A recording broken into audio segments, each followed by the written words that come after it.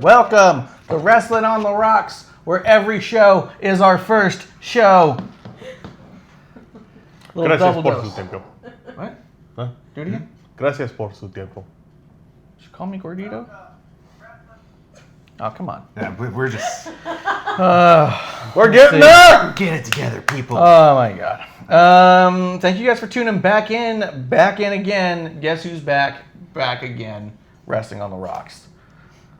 Cheers. L'chaim. All right. So should we pick up where we left off? What do you mean left off? What are you talking? This was our first show. Do you want me to blow the bottle again? Yeah, for sure. Start there. And let's start with welcome to the Wrestling on the Rocks and a week of wrestling, which we all thought was pretty goddamn good. Yeah. NWA, we gave a 4 out of 5 if we had to. Tops and bottoms on NWA real quick here. You said Thunder Rosa. Hi. You said Thunder Rosa. And Colt Cabana. And Colt Cabana, yeah. Colt Cabana. He had a really good promo. If you have not Yeah, checked yeah. out NWA Power yet, go ahead and watch it. Hey, you Misty. can always watch along with us if you'd like. That's still up in our, what? Misty Shade. Misty Shadows? What up, What Misty? If you do watch it and you want to watch along with us, we do have it posted, our watch along of NWA Power. So you can watch it with us as you watch it. Highly I'm not recommend. going to get that with us. Yeah, super good stuff. That time. Like nothing's greater than that title. Like in the AEW title over here. Ah, shit. I thought Eli Drake, hard to mess with. He's easily a top 5 every week, top 5 promo for sure. Speaking of top 5 promos, do you guys have any bottoms on NWA? The ending, yeah. That ending was a bit... The ending was kind Scattered. of a down for me. So basically what happened was there was a tag match for the titles, right? Oh, our title's messed up. It still says NWA. Change it. Cool. Also, in the Thunder Rosa match, and Thunder Rosa was awesome. I like everything. There was these weird moments where it's like, wait, why are you running across the ring? Not for seeming to build up momentum, but just to like, Get there? yeah, there was a few spots where it's like, okay, why are you doing this? And I noticed that there and in a few of the matches, like, okay, why are you moving this way? It didn't line up as fluidly as I thought it would. It would have. I do feel that sometimes they run across the ring to quickly get to the other side of the ring so they can then run back. Like Daniel Bryan does the same thing because I don't know how much time I have with you just laying on your back over here. Yeah. So I don't think anything stood out to me that way otherwise. But yeah, the Outlaw match against Kingston and Homicide. Yeah, that was also kind of a downer as well. Yeah, just a mismatch. They just did not have any chemistry together, including the Outlaws didn't seem to have any chemistry together either. They were not in sync at all. But apart from that, I felt like the rest of the show was all very good. I really liked how Cornette was putting over Thunder Rosa, bringing in his reputation for shitting on things. It was really nice to see him actually turn that into putting someone else over. So, Yeah, he's kinda a real cool. corporal sometimes, so it was really cool to hear him be positive. True. Yeah. For sure. Let's see, apart from that, though, not a lot to say on the NWA. Just a really good show. We recommend you watch it. If you haven't seen it yet, go ahead and check it out and put our watch along with it. Yeah. Watch it with us. Sync it up. And it's Yeah. free. And on it's YouTube. free, yeah. Yeah, NWA is free, not long, easy to digest, really cool presentation, and we are also free. And we are your drinking buddies. So have a drink and step into the fire. Into the fire. It's our new favorite song. Yeah, it's so good. All right, so that brings us to AEW or NXT. You didn't watch Dynamite? I did not watch Dynamite this Did you week. see any matches from Dynamite or just a couple clips you could find of little moments? I just saw the Cody promo. Perfect. Better. Did you watch Dynamite? I watched NXT this week. You Saw wanna- the Cody promo. Wow. You didn't watch AEW? No. Sweet. Oh my goodness. Dope. So let's talk about NXT. well, Well, let's talk about AEW. We're going to talk about a fucking we pay-per-view. can talk about AEW because, yeah. No, we don't go into Full Gear before Dynamite and NXT happen. No, Dynamite- you got something to say for Dynamite. Yeah. Yeah, let's talk about it. Talk about it. Lay it on us, brother. Cody's promo, positive. Boom. It wasn't in my top 5. That's definitely like in one of my top 5s as well. The Cody Yeah. promo was just Fucking amazing. phenomenal. Yeah. It was really good. But Yeah, come on. Lay it on. I thought it was I thought people were a little extra hyped on it than I thought I otherwise would have been. I think it was pretty good though. I'm trying to remember. He said a couple things that this is not at all. Somebody posted this week a video of when Dusty did a modern version of the Hard Times promo and how shitty the crowd was to him. It was so depressing. Dusty did it? Yeah, he did like a newer version of the Modern Times promo about 5 or 6 years ago on Raw. A while, like toward the end of his career. Oh, yeah. And it was like, and the crowd's chanting "what" the entire time through it. It was just like, fuck, I feel bad because it was a good promo, but it was just like the worst of like a wrestling audience. Where it's like, maybe let the fucker talk. disrespectful sons Yeah. of bitches. And I also felt the one thing I did feel about it was I felt like it was it came off to me very rehearsed, which is fine because I think that rehearsing your shit is probably super smart if you're going to have a good promo. I didn't get the feeling that he was talking naturally off the end of his tongue indefinitely. I felt like he very much had things he was getting to, and I think that just his phrasing in between them was the only thing that felt supernatural. The rest of it seemed super rehearsed, See, to but me- self-written. It didn't feel like it was written by someone else. To me, I'm kind of the opposite. I think it was more he had bullet points that he had set up for himself, and he just went out there and cut a really good promo. Because Cody is pretty articulate, and he's got a strong vocabulary, and I think it's, aside from his lisp, which is like a family thing, you know what I mean? He does really well with his promos. Yeah. He does. He does great. Let me see. He compared himself to Cowboy Bill Watts, Eddie Graham, and his own father, Dusty Rhodes. I think Dustin doesn't have the list, but every time I've ever heard him talk, I think he somehow got his way out of not doing the list too much. I don't. Yeah, I think he doesn't have the list, but definitely Dusty Cody. and Cody have the list for sure. But they all got those bags in their fucking eyes. Yeah, they did. Yeah. Yeah, those I'm just boys are looking at aging like their dad. At the for breakdown sure. a little bit. I thought it was a really cool promo. I thought it was good. I don't know that. I think people kind of overhyped it a little early. I feel like let's let it breathe. Like immediately people are like, "This is the new Hard Times." Then I watched it, and I think the problem was is I saw all the people's response to it before I saw it. So I saw it and I thought, "Oh, this is going to be like an end-all be-all promo." And then I watched it and I was like, "Well, I mean, it was good. It's definitely the best promo we've seen on their TV." But is it an iconic promo to go down for the ages? I don't know about that. Questionable. You know, maybe. I mean, we'll see what else gets put out in the next couple years. But Well, but for the week. Hell for yeah. the week, oh yeah, great promo for the week. And again, the best promo I think that they've had. But also, again, I don't feel like just give me Mike, let me see what I think. I feel like he's been writing that, but I also have felt like that about most of his promos. Even the video packages he does on Being the Elite and stuff, I feel like he's pretty well rehearsed. I feel like he doesn't go in there unarmed, and I think that's smart and why his stuff comes out so good and so polished. So I think he works on it that way. I don't think he's the type to just go out there and fucking wing it. I really don't. I don't get that impression like you do from other people. Yeah. But I do think his emotion is in there. So it was really good. Any matches or anything that stood out to you from Let me Dynamite? see. There was some referees fucking up some shit, which is per usual for AEW lately. Pac and Trent had a couple of really shitty ref spots where, and it's actually in my bottom 5 was just AEW refs for the week to include Dynamite. They had a whole entire miscount. There's during the finish, but prior to the finish, I saw clips of that. yeah, but prior to the finish, there's a spot where Orange Cassidy gets in the ring. The referee looks at Orange Cassidy, looks at Pac, and then the other friend, Chuck, right, climbs halfway into the ring and goes, "Ref, ref." And Pac's like, and then the ref turns around and goes, "What?" And then Chuck and the ref run back and forth on the ring apron right on the outside, like he's trying to keep Chuck from getting in, cartoonishly all the way back and forth. And so Cassidy could do his whole spot. And then when Cassidy finished his spots, you literally see Chuck tap him on the arm and go like this and then get down. And then the ref turns around and goes, "What? and I was like, this is fucking stupid. Over the top cartoonish. Yeah.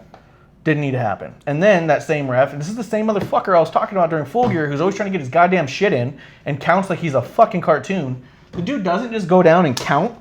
He literally throws his entire body up with each one. So that way you can make sure you're watching him. Because he's more important than the match. Every fucking time. This guy needs to go. He's taking away from every match he's in. Then he fucks up the count. Bastard does this big fucking move off the top. His huge crazy murder them flip. Fucking 1, 2, gets down. No movement, by the way. Trent looks like he might be dead or injured. He was just out. He just was not moving. Yeah. Just not moving. And then he goes 2, and then like, 2, and everyone's looking around because they're like, not even a little bit of movement. Not even a little bit. And then Pac throws Trent into a fucking crazy-ass submission, and he still looks dead. The brutalizer.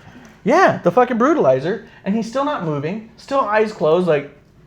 And then he goes, he gave up! And then you see Trent's hand go like... It's like, no, dude, he's knocked out. Yeah, he might be knocked out. Check on him! Yeah. These refs don't check on anybody, man.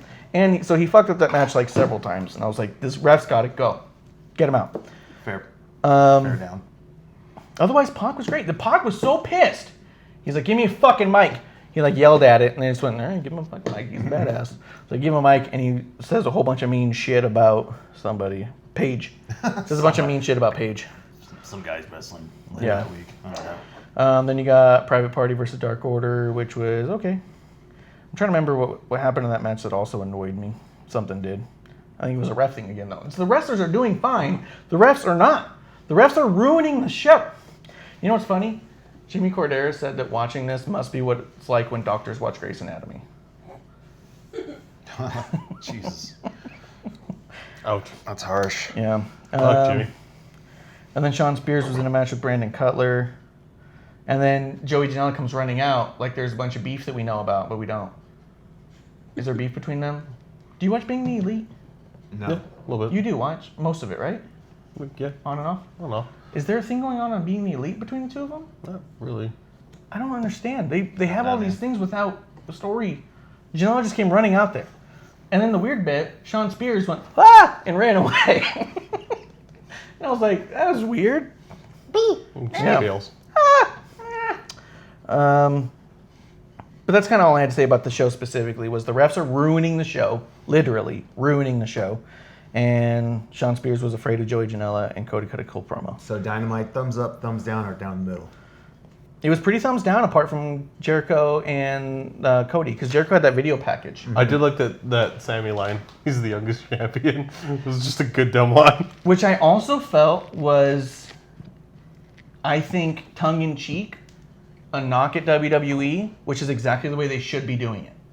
All these times they're doing really blatant shit at WWE. This was a really cool one where, like, they'll say shit all the time about, like, the women's tag team champions. Longest reigning. You're also the second. Yeah. You know what I mean? Like, Who the youngest champion is, or... yeah, and you're like, the belt's only, like, right now, Seth, they just did a comment on Raw. Seth is the only wrestler to hold the World, Universal, and NXT. And you're like, you've also only had, like, 4 Universal champions. Mm-hmm. So, Yeah. fucking relax right now. Like, they go a little early with those kinds of statistics, and I thought this was a perfect way to tongue-in-cheek give a little poke at them and say, you guys are being kind of dumb. This was a funny way to do that. That basket's the first basket of the game, kind of thing. Yeah. Yeah. Yeah. This guy's made 100% of his shots, and it was the first shot. And you're like, Yeah. okay, well, yeah. So I thought it was really funny, where he's like, he's the youngest AEW champion, was a funny way to be like, oh yeah, we're watching our statistics. Well, now he's the oldest, Yeah, because he turned 49. because he turned birthday after that, so... Yeah. Youngest and the oldest champion. Yeah. And longest reigning, I Think believe. about that. Because also think about it too, and when you think about it, it's again Jericho and Kevin Owens, when Kevin Owens was the second or third Universal, or no, he was the second Universal Champion. Kevin Owens was second. Yeah. On Kevin Owens' run, Jericho and him were doing the friendship promos, and Jericho was constantly saying things about Kevin Owens being the first this of Universal and the longest Universal and like the only Universal Champion to do this, and it was like, Literally, the only other person was only had it for a day. Yeah. So it was like after a week, he's currently the longest reigning Universal Champion in the history of WWE. So it's kind of funny that Jericho's falling back on that same humor, but it works. Straw or something. If you chew on the physics, dude, I'll fucking knock you out. I was like, what are you gonna chew on, Clump? Yeah. So I liked that line. I like that way of doing it. I don't like when they've been taking pot shots the way they have. I like the way they did this. Yeah. Yeah. This is the right way to make those types of jokes, I feel like. Let's talk a little NXT now. Yeah, let's get Yeah. into some NXT. NXT. NXT. NXT. NXT result. I'm going to pull it up right here. October 2nd is not the correct one. Yep. I knew Um, Cleus, Betty. So, so that wraps up our Dynamite talk, really. So we'll get into NXT. I will say this real quick before we're completely done with AEW. I know I saw something on there. We talked about it a little bit on our Full Gear watch along of someone saying that if Cody went over, it's not because he's an EVP, it's because he's the hottest face in the company right now and maybe even worldwide, which is hard to argue. But I think my frustration lies in that. Watch their entire show and tell me who else they're giving a mic to. Who else are they allowing the opportunity to try to get over? Yeah. Who else has Cody tried to put over at all? Who has Jericho tried to put over as a face? No one. Yeah. None of them are working to make a new star. They're trying to solidify their stars, and maybe that's a strategy. Maybe like, hey, right now it's more important to say these are our tops, so then you can use them to build others. Maybe that's the strategy. I think that is a strategy moving forward, and we can talk about that once we get into Full Gear. Yeah, hopefully it is, and we'll find out. If it is, then I think that is kind of a smart way to do it. If it's not, then it's just going to continue to make you frustrated. They're not building new stars yet. Yeah. Brings us to NXT. NXT. NXT. When I go through my tops and bottoms, the main thing I had about this was the OC on NXT. Every moment they were on TV down there was working so well. Oh man, they were just a natural fit for NXT. I loved it. Just starting off the show with them beating the crap out of Undisputed Era and then cutting the promo afterwards. So slick. Yeah. Because it was so nice to see the Undisputed Era coming out there doing their promo and it's like, who's ever gonna? If you think you're, and it's boom. Yeah. OC comes out, and you're like, oh fuck. I guess the OC's the answer to that question. Yep. And what more to say about that? AJ Styles is just, he brings that legitimacy, that full roster or main roster legitimacy to NXT. He just makes anyone look good. Anyone that he wrestles with, he puts over. Yeah, and all three of them in the OC are so natural on the mic that it's absolutely insane. And I think it's just that. And I would argue that their promos are even better in NXT. Like it works even better down there. Yeah, for sure. And then Ciampa coming out and welcoming them to the main roster. I thought was really cool. Nice. You didn't watch NXT either? I watched it. Because the way you said that sounded like you didn't. No, I liked it. You said that in response to like a thing you hadn't heard before. Just keep You cut that rolling. right? Just keep rolling. When did you tune into NXT? Last Wednesday. We haven't studied for that test. So Such a lie. such a lie, such a blatant lie. I like bring up something, you're like, oh shit, no shit. He's like, what the hell? Yeah, I remember thinking that when I saw it before too. No, I thought I thought the OC coming over really. Yeah, I watched a lot of clips. A lot of clips. They did a great job in there. Yeah, they did great. So that's definitely like a top 5 for me, the OC being on there. I honestly am not a fan of Tommaso Ciampa being a face in this story. It's a little weird, but I think he's doing well with it, but it's definitely weird. It's weird because He's such a good heel. he's such a good heel, and this actually is going to make my bottom for the week. I'm not a fan of seeing him in this role, and it just kind of low key happened too, where he was feuding and being, going after the world title, things like that. And next thing I know, he's defending NXT, and I get it. It's the brand, defending the brand. Which I think is why it's working, and I think the only reason it's working is because he's not utilizing the Undisputed Era in his efforts. They are keeping him and Undisputed Era separate. And I think that if it was all like, all things aside, we're one united, and him and Adam Cole are fucking shoulder to shoulder. I'd be like, this makes no fucking sense. No, but he is like shoulder to shoulder with Keith Lee, and Bro Nation. which he also otherwise has no connection to, which I think is also why it kind of works. It's not a past feud coming back. It's someone who could be viewed as a locker room leader type who still keeps to himself. I got a question. Where the hell's Dream at? He's injured, but I don't care. He can never come back. I'll be fine with that. I'll tell you this. My favorite thing about this NXT TakeOver right now is that Dream is not here for it. I think that makes it so much better for so many reasons. One, that piece of shit keeps saying he needs to be called up every fucking time you talk to him ever since he got there. He needs to fucking relax and work his ass off like everyone else and not say I'm ready before you're ready. He's been saying he's ready long before he's been ready. The fact that this is all happening without him, okay, dude, now when you come back, step the fuck up or step aside. I think this is a whole lot of fucking vinegar and piss for him to sit on. I'm hoping it comes back with a whole fresh new Dream. But I haven't even, because I haven't even seen him on social media lately. Yeah.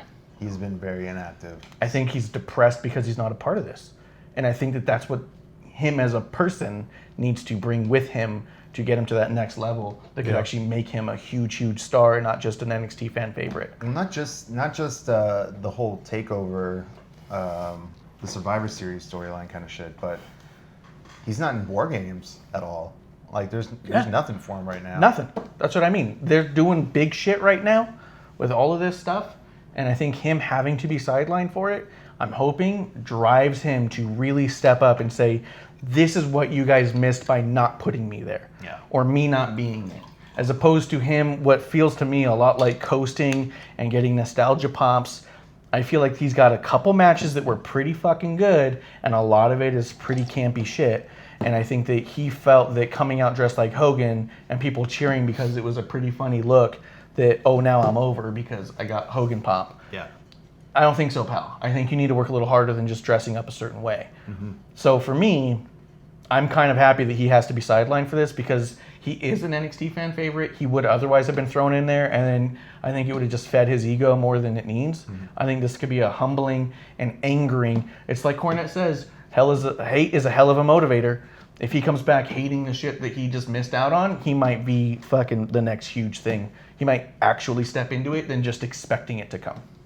A little tough love. A little tough love. Okay. That's how I feel about Dream. Oh no, I know.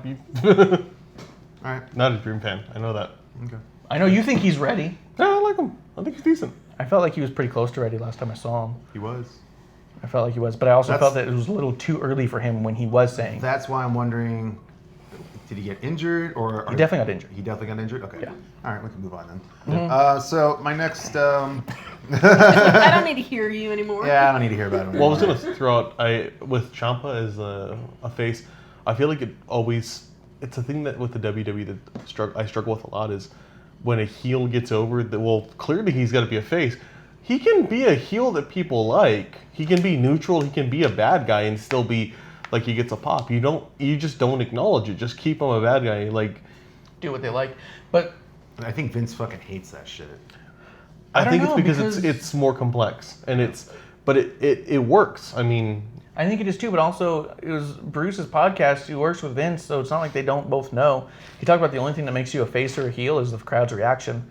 Nothing to do with the way you're written or what you're doing. Okay. He said you can do heel shit, and if everybody's cheering, it turns out you're doing face shit. Like Becky. Like Becky. True. They were trying to force her to be a heel, and they could not get the crowd to boo her. They said, well, we fucked up. Let's go ahead and switch that around a little bit. Let's just go with it. So, yeah, it's the crowd determines if you're a face and the heel. The promotion just tries to tell you what they think you'll like or not like. But you turn on them, and they can't deny someone's a face or a heel in that regard. You know what I mean? 100% like Becky. She slaps Charlotte, goes up there and says, fuck all you fans. And the whole time, everyone's, yeah! Like, all right, well, okay, that's not a heel then. So, but I do think that, when someone gets over enough, sometimes they try to tweak it so it meets their heel and face criteria, and that's when you get awkward feelings like Ciampa. Well, I always think of like how that Miz was over as a heel, and then, well, this is going well. Let's slowly transition him to where he's like, next year we're going to see Ciampa be this like positive, wonderful. Right here in Full Sail. Yeah. Hey, Don't worry, guys. But he'll get his WrestleMania.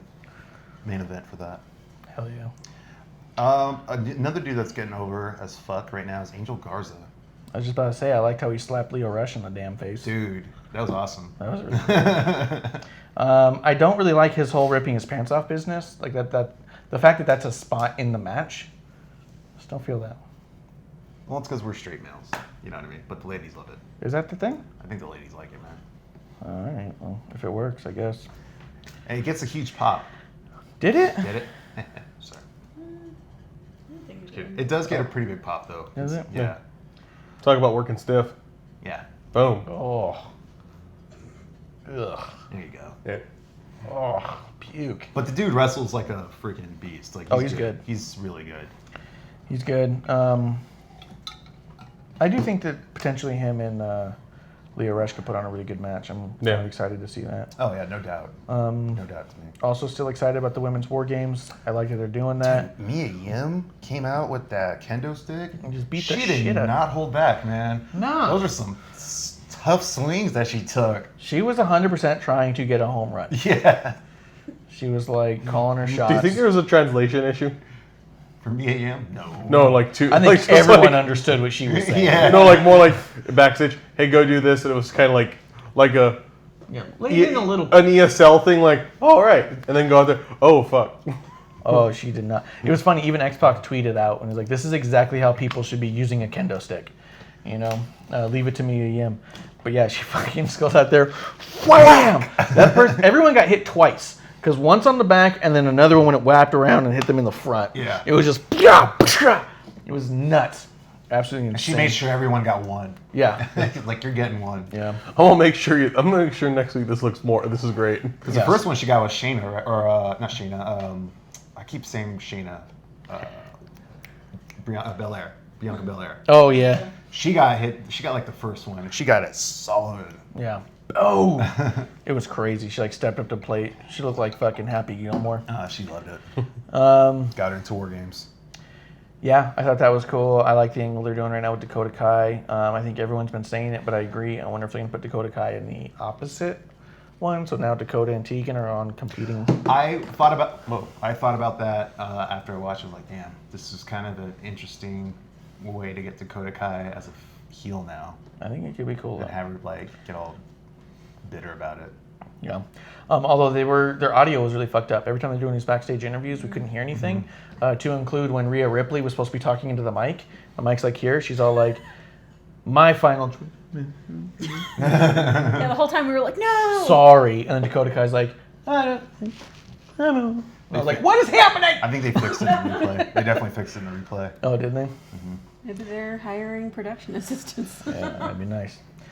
Did you have anything on NXT you want to throw in there? I agree with you guys. I think OC was good. Fucking didn't watch it. I dude. think the weakest. I would definitely say the weakest match was Tainara versus Santana Garrett. But I think they're building more to that as well. Who is it? Tainara, the Brazilian chick, Oh yeah. and Santana Garrett. I think they're starting to get high on Tainara. They're going to be pushing her. That's what it looks like. It also looks like they're going to be giving her a male manager. Oh, that'd be cool. They kind of hinted towards that as she walked out. Oh, they had the dude there. Yeah. Yeah, he's a talent. He's definitely. Yeah. It's like Stone, I think is his name. Something like that. And yeah, he's a manager type. So yeah, I think that's incoming. They'll probably feud. I think they're gonna have another match. They're gonna keep it going. Yeah, I hope so. I remember seeing her come, like her first couple matches I saw was like a year ago, and then I didn't see her again at all. She's I'm gotten a lot thinking better. she was good. She's gotten a lot better. I actually made a note that her submission flow is really nice, where she's able to counter into like an armbar or something like that. That's Looks cool. really good. Yeah. And then I liked that they closed out the show with Finn Balor doing the finger guns at AJ. Oh my gosh, dude! I forwarded that to an artist on Twitter. I was like, dude, you need to make this. Was it Rob Schamberger's? No, it's Hal Hanley. Oh. The That's guy- not the dude who does the faces, is it? Yeah, it is. Yeah? Yeah. He just did the face for Taz, and Taz just turned it into a t-shirt. That's awesome. Looks really cool. I had no idea that Taz wore paint like that. It was so short-lived. And had hair like that too. It was very short-lived. Like that was the Tasmaniac. Yeah. And that's when he was like wrestling in like parking lots and shit. Yeah, and, like super indie before like he even really got into the ECW. yeah. Like if you look at, I want to say he had like a WWE or WCW tryout once, and it's the Tasmaniac. And then anytime you saw him on TV again after that, he was Taz. Just kept that Taz. I mean, he dropped the gimmick but kept the name. Yeah. Because that's how he viewed himself, was like the Tasmaniac. Yeah. Just a small little ball of fucking Rage. ass beat. Human suplex machine. Yeah. But yeah, that whole fucking moment, I was like, this is fucking cool. Yeah. But at the same time, AJ's in a match at Survivor Series already because he's got the U.S. title. So you'd have to get him out of that match to get him and Finn Balor to do anything together. Finn could come I in. think AJ can work the takeover. That'd be cool. Dude, AJ is totally capable of doing a double time like that, and I think he would do it too for the money. He doesn't give a shit. Oh yeah, I don't think he cares. I think he just wants to do fun stuff. He And I said think it he just before. wants to do so- that too. Yeah. Yeah. I wouldn't be surprised if they booked him for NXT, and I would actually be really stoked. I think that'd be great, actually. Do you think they're gonna do War Games the day before Survivor Series? Is that what they've said? Is it not going to be this? Because usually they do takeovers the week of the Big Four. Yeah, but Survivor Series is the next one. And if they do this War Games, what, a day and a half before? That's gonna be a lot of work for some people. Yeah, some people are gonna be fucking. November 23rd. Survivor Series is the 25th. Yeah, so I guess a 2-day break. Oh no. Survivor Series will begin. Not get Thanksgiving. Jeez. It says Survivor Series 2019 will begin on Friday the 22nd, November 22nd, The and weekend. ends. So yeah, it's that weekend. So yeah, it is War Games. And then a 1-day break, and then the next, or is it Saturday? It sounds like they're doing it on Friday, right? I guess yeah, from that they might be, but yeah, it didn't even really give me. Where is it going to be? Isn't that one Texas? No, I don't know. We're getting it. Illinois, Chicago. Oh. Oh shit, Chicago. So. Well, the one I'm looking at says the day before. Yeah, It says 23rd. Saturday, 23rd Yeah, and 23rd, 24th. 24th.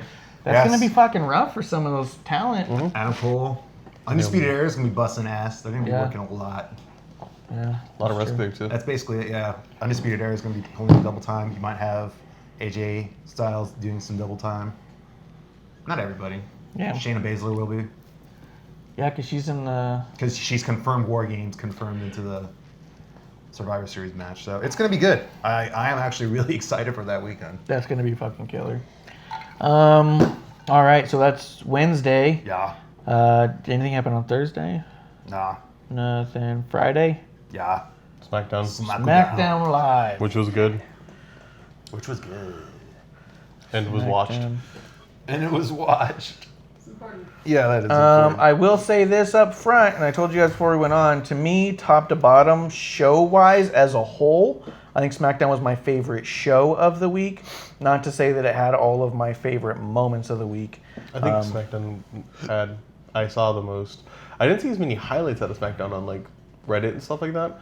But watching the shows, this is a really good show. Yeah, exactly. That's how I felt walking away from it. I was like, man, I love this show. I wrote a top, like the same top twice in mine. It's all right. My Stupid. top and bottom this week is kind of a nightmare. So Stupid.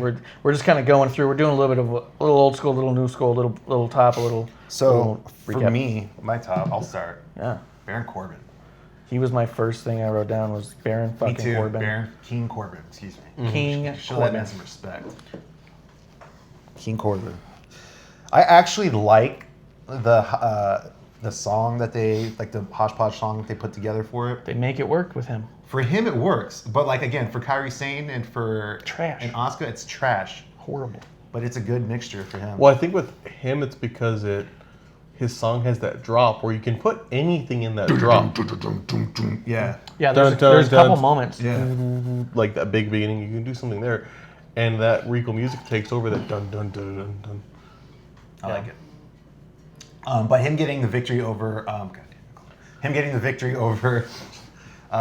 Roman Reigns is pretty big. Killer. And him opening the show with that badass promo. Mm-hmm. His show opening promo was so good. His and promo was good, but the dog yapping thing was kind of stupid in my opinion. Yeah. It he's was like- goofy, but it's stupid heel shit. You're not supposed to love it. That's what made it so funny. Is it was stupid and he loved it. Yeah. And you're just like, you're an idiot. Yeah. That's what made it so good. Yeah. It was good for the heat he was trying to get. I got worked, brother. I got worked. You definitely got worked. You're like, he's not as cool as he thinks he is. All right, well, yeah. Yeah, the fact that he showed it and it's just this little yip and you're like, that's dumb. And then he's like, ah! Like, I got him. yeah. Producer here. Marsh was dying the exact time that Corbin was dying. Yeah. Oh my gosh. I was laughing at how bad it was, and he was laughing because he loved it. And I was like, this is great. He's an asshole. He's an idiot, and he's working it. So good. I'm hoping that they start really pushing him. I mean, and I hope it starts with his victory over Roman. I kind of hope he gets the one up on him, Yeah. and then that really legitimizes him. You want Corbin to what? Get the one up on Roman Reigns. Like, I don't want Roman to get the next match over him. I Oh, want no. 50-50 booking. No, Yeah. this. You know. I want, and Corbin, like, if you book him and make him strong and he looks good, he could, I could see him in the main event. I would be upset. That gimmick could, him and that gimmick could be a main event gimmick. He has good moves. He can go. I'd be okay with it. That's a little strong. I'm using a mixer this week because I didn't get the greatest rum. Rum or whiskey? This one's rum. From Okay. dehydrated piss. It's not the greatest. It's not bad, but you know, I need another ice cube. Yeah. I was hoping just to crush a little bit more before I opened up the good stuff and made a display of it, but at this point, who fucking knows? It's really funny. I'm looking at this review of it, and someone, like, they shit on it. They gave it, like, a D grade and said, this accomplished nothing, waste of time. Oh, okay. Raw's really making some progress. Yeah, and I'm also like, it sounds like you were really upset by the heel. Sounds like you kept booing the heel, just based off of everything you're saying here. Sounds like you got worked, brother. Yeah, fuck Corbin. This is stupid because I hate Corbin and he's the worst. I only like it when the cool guys are on. He's actually wearing tights now, too. Which I like because they have Yes. sigils on Yeah. them. Which I think is also, which I didn't mean to crush you here. He has tights now because he has a new gimmick now. It just goes to solidify how much he was working the constable gimmick. Yeah. A constable wouldn't wear tights. No, he's wearing slacks. He's wearing his... Exactly. Yeah. He was working that gimmick so well. And it didn't matter. People hated he wasn't wearing tights. He was a heel who needed you to hate him anyways. Who fucking cares? I actually thought that attire wasn't bad. I didn't bother. It wasn't bothering me. Didn't bother me. I like that you called him a shenanigans manager. What was the name of the place? Oh, Bennigan's. Bennigan's. manager. Bennigan. I manage it first. Yeah, but I think they also, as far as the heel goes, you're telling me I can get heat by just wearing a different pair of pants? I can do that. Yeah. What do you think of his new gear? I like the gear. I thought him in tights. I don't think for his frame the tights look great, but I think it's cool that it's not like the slacks. You know, it's something cool. I think like it fits him, and yeah, it's gonna draw heat because I'm like I don't like that, but then also I'm like for him, yeah, me not liking your shit makes sense. I like that it has sigils on the side, like king sigils. It's corny as shit, but it's okay. Yeah, they look good. They look like there was a lot of work put into them. And I like that also, well, I'm not a constable anymore. I'm king of the ring now. I'm the king of wrestlers. I need to look more like a wrestler. Like, I love that aspect of it. That's that Game of Thrones wolf pelt over. Yeah, I love it. So good. I think he puts a lot more detail and thought into what he does than people give him credit for. And I think that's a sign of it. And he makes, sorry, producer here, he makes his partners just look so good. I'm just thinking a flashback of when he was with Lacey. How good do they work together? It was crazy. Yeah, Yeah. he's a great worker. He's a pro, man. Super good, super good. So yeah, I was really happy with Corbin promo and his match. I thought it was both, like you said. I want him to come up dominant on there. I think you can build this all the way to WrestleMania, him with anybody, really. Yeah. See, after that was the New Day winning the tag titles. Yeah, is an awesome I match. have that on my top. I do like that. I think you got to put the New Day, you got to slot them in that Survivor Series match, and this is the way to do it. Well, and the match was fantastic. I thought they Yeah. did really good. I was surprised given it didn't have too much build. I was like, oh, well, they're not going to win. I was like, this is a great match, though. It was really good. Kofi and Big E looked really, really good. The only thing I didn't like was one spot toward the very end, which felt very much like when Big E had I think it was Dawson pinned, and we're watching Kofi set up, and he's just like kind of leaning on him. It's like, do something, hit him, make him look like beat his ass, make it something. That was the only thing I didn't like in the entire match. Yeah, there's a lot of waiting on that one. I don't know, when I think about it, you had Viking Raiders against Undisputed Era versus Revival before this. And now which to me sounded like incredible. Mm-hmm. Viking Raiders, Undisputed Era, and Revival, that's like indie dream match from like 4 years ago. You know what I mean? Or 2 years ago even, if you went to like Japan. So I was like, this sounds incredible. I think by replacing Revival with New Day, it adds a little bit more like current WWE flair, which is nice because New Day's incredible. You can't take that away from them. I think it's still going to be a good match. I think I was more excited with Revival being in that. Because I think watching Revival work with like Viking Raiders to me was super exciting. I think it's going to be too similar. I think, yeah, it's better You to think so? do with the New Day because Revival tend to slow things down, and I think it's just not going to mesh well with the contrast of you're going to have the hard hitters already, and then you're going to have the real fast technical Technician. martial arts guys, and then you're going to throw these guys in here that are just going to want to put in some rest holds. You know what I mean? And then Yeah. They're not and just a rest hold team. They're old school, traditional. But yeah, I see what you mean. okay, thank you. And then New Day gives them a little bit of flair. Yeah, it's New Day gives personality. that flair. They are a draw. Oh, for sure. You know, they're the top tag team. As far as popularity goes, it just makes sense for me. Yeah, I'm not upset about it. I don't think it's going to be a bad match. But I remember seeing it before thinking, damn, that's dream match looking. And I want to see. This doesn't look as dream match to me, but it does look like a good match. I do want to see Big E do some clobbering for the Undisputed, like to the Undisputed Era. Like I want to see Kyle O'Reilly take a big old Big E bump or something like that and sell it. The old teabag.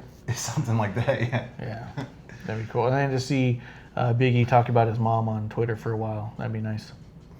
Kyle O'Reilly's. Yeah, he talks about people's moms all the time. It's pretty cool. Well, it's mainly Becky's, isn't it? Because Yeah. he's wanting some of that. Yeah, it's pretty good. But it is really cool to see a title back on Kofi in any way. Yeah. And the promo going into the match I thought was really, really good too. I thought like there had the promo right before I was like, oh, that was also why I was like, I don't know if they're gonna win this because Oh, they're backstage and yeah, everything? that was cool, but I thought it was so funny the way it started. Whereas they're walking down and you see her come around with the mic, Big E just goes, I just want no trouble. I don't want any trouble. Like he was, Tiny ass Kayla. He's like, oh. I just don't want no trouble. well, and the very end was just like hugging the shit out of her. And she's like, what the fuck? Yeah. Yeah, Big E seems like probably the funniest guy in the whole fucking locker room. Yeah. Yeah. And then when they said they needed the tires, like, how else are we supposed to catch up to Charlotte Flair? Yeah. So funny. Let's see. After that is actually something else I had in my honorable mentions, so we can throw it in there as long as we're going through. Yeah. Is Sammy building a faction? Mm-hmm. Sammy's put together Cesaro and Shinsuke, and he's trying to add Daniel Bryan to the mix, and I love everything about every segment that this has been. I don't think he's gonna get DB in the mix. I think I could see it going either way, but I think that if he doesn't get him in there, we're at least going to get an awesome match out of it. Yeah. Debris versus somebody. But I mean, Sami Zayn in general just gets a shout out because I'm loving what he's doing for Shinsuke And Cesaro. Cesaro, and Cesaro. Yeah. Well, Cesaro is just recently, but Shinsuke he's been working for a couple of weeks now. Yeah. And that entrance when he came out. just going. Freaking loved it, man. Yeah. He was looking down, and I was like, "You gotta look up! You gotta look up! He's going crazy!" It's the happiest. He's living his best life right now. Yeah. No, I like the faction a lot. Bottom 5 was Cesaro's ring gear. The fact he's just wearing these jogger things now is really weird. Yeah. But it's been that way for a bit now. He's been wearing them for a little while, and Pretty much since he came back solo. It's weird. Like you remember. short period of time. I would say since the live event, because I think the live event was the first time where we thought, oh my god, maybe he actually lost his ring gear. Because he was like in pants and sneakers. And I was like, man, he must have had troubles. His bag must have been lost or some Stole his shit. shit, man. Yeah, and I was He like, just well, looks luck- very European. It is a little too European because of how high the pants are. I agree with that That completely. French cut. Not a huge fan of the gear, but I think eventually I'll get used to it. I don't know. You gotta wear, for me, you gotta wear stuff like Aaron Stevens, nude and pink to like really, Remember when Mysterio came out with his nude gear? really bother me. Yes, No, I that don't was- remember that actually. He had, That was odd. and Corey could not stop laughing. He was trying to call up a match and he couldn't. But he had gear that I feel like was a dare, where everything was like flesh tone except for what appeared to be like a black Speedo kind of look in his armbands. And it was so horrible that Corey Graves just kept saying stuff, and like something would happen, and he goes, "I'm sorry, Cole, I'm not even hearing you." And he's like, And again, cool dude. "Yeah, But- it was just absolutely insane." I guess just in general, don't use nude color. Oh, yeah, gear it's for insane. anything. Nude gear, Rey Mysterio. Let's see if we can find it. Careful with this search, dude. Let's see what comes up. Oh. Images. Oh yeah, there it is. Oh, that's him actually naked though. Okay. That's Mysterio just naked, just butt ass naked. But here's his gear. Okay. Oh man, yeah, that's pretty. At least he's got some green in there. Oh man, I forgot about it. At least he's got some green. That's cool. Awful. Yeah, and this one, like, yeah, there's a good shot of it too. Oh my god, that's the Yeah. worst. Oh, so good. Yeah, it's the picture. I think you can see in the background. Yeah, and then Corey's here's the just, back like, of it. giggling. Here's the back of it. So as they're watching their monitor and things like this would happen, You know what Corey it just reminds started me of? laughing. You know what that gear reminds me of? That weird period that Goldust had, where he like wore those like BDSM gear. and Yeah, shit. the like negligee shit. Yeah. Okay, yeah, that's nude Mysterio. That's just nude Mysterio. So be careful when you search for it, but it's out there. I like how he maintains the mask. Yeah. He's got to cover something. Dude, he showers with his mask on. Come on. Stinky face. But yeah, I'm liking this whole faction potential thing, and I do think that if Daniel Bryan joined that faction, I mean, are you kidding? Sammy, Cesaro, Shinsuke, and Daniel Bryan as a 4-man faction just running amok? Like, Sorry, I yawned. that would be unstoppable. Stop it!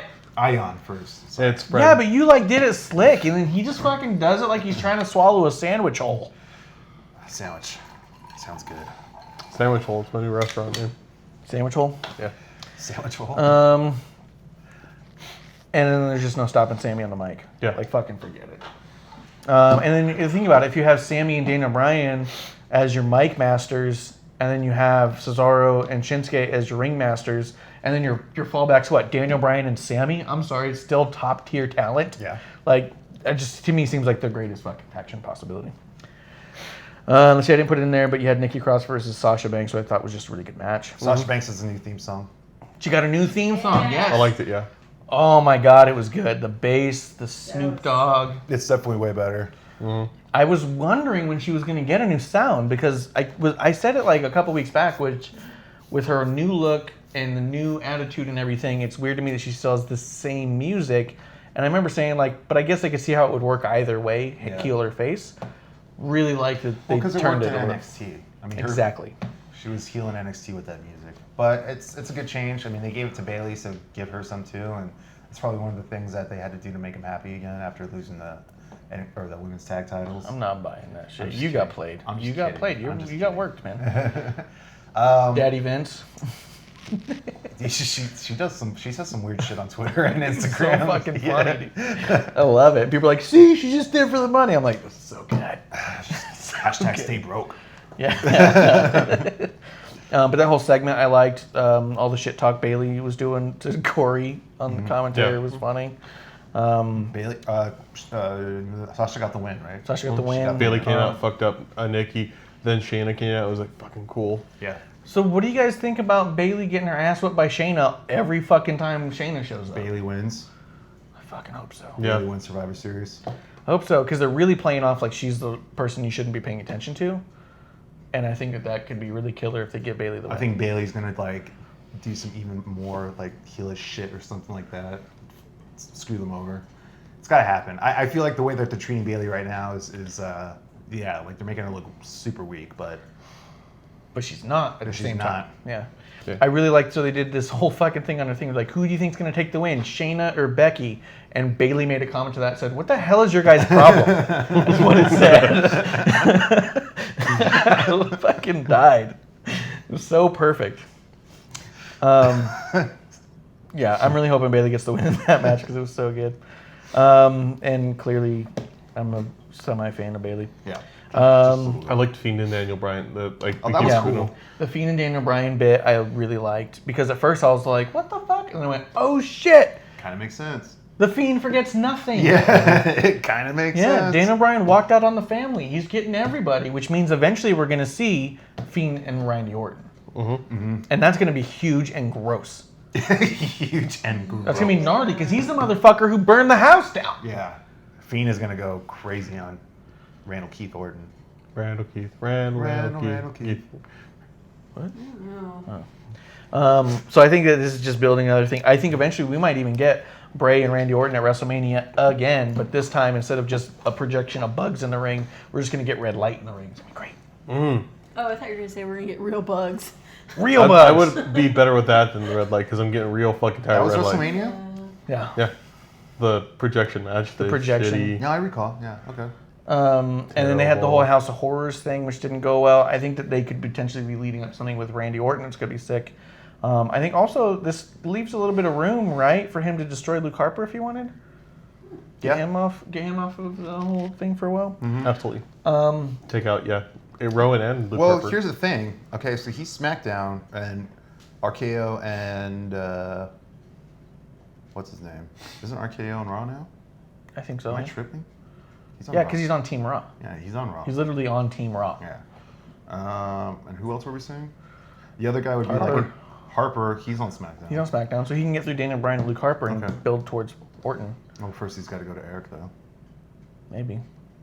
and we'll get to that too because that's a weird thing. Yeah.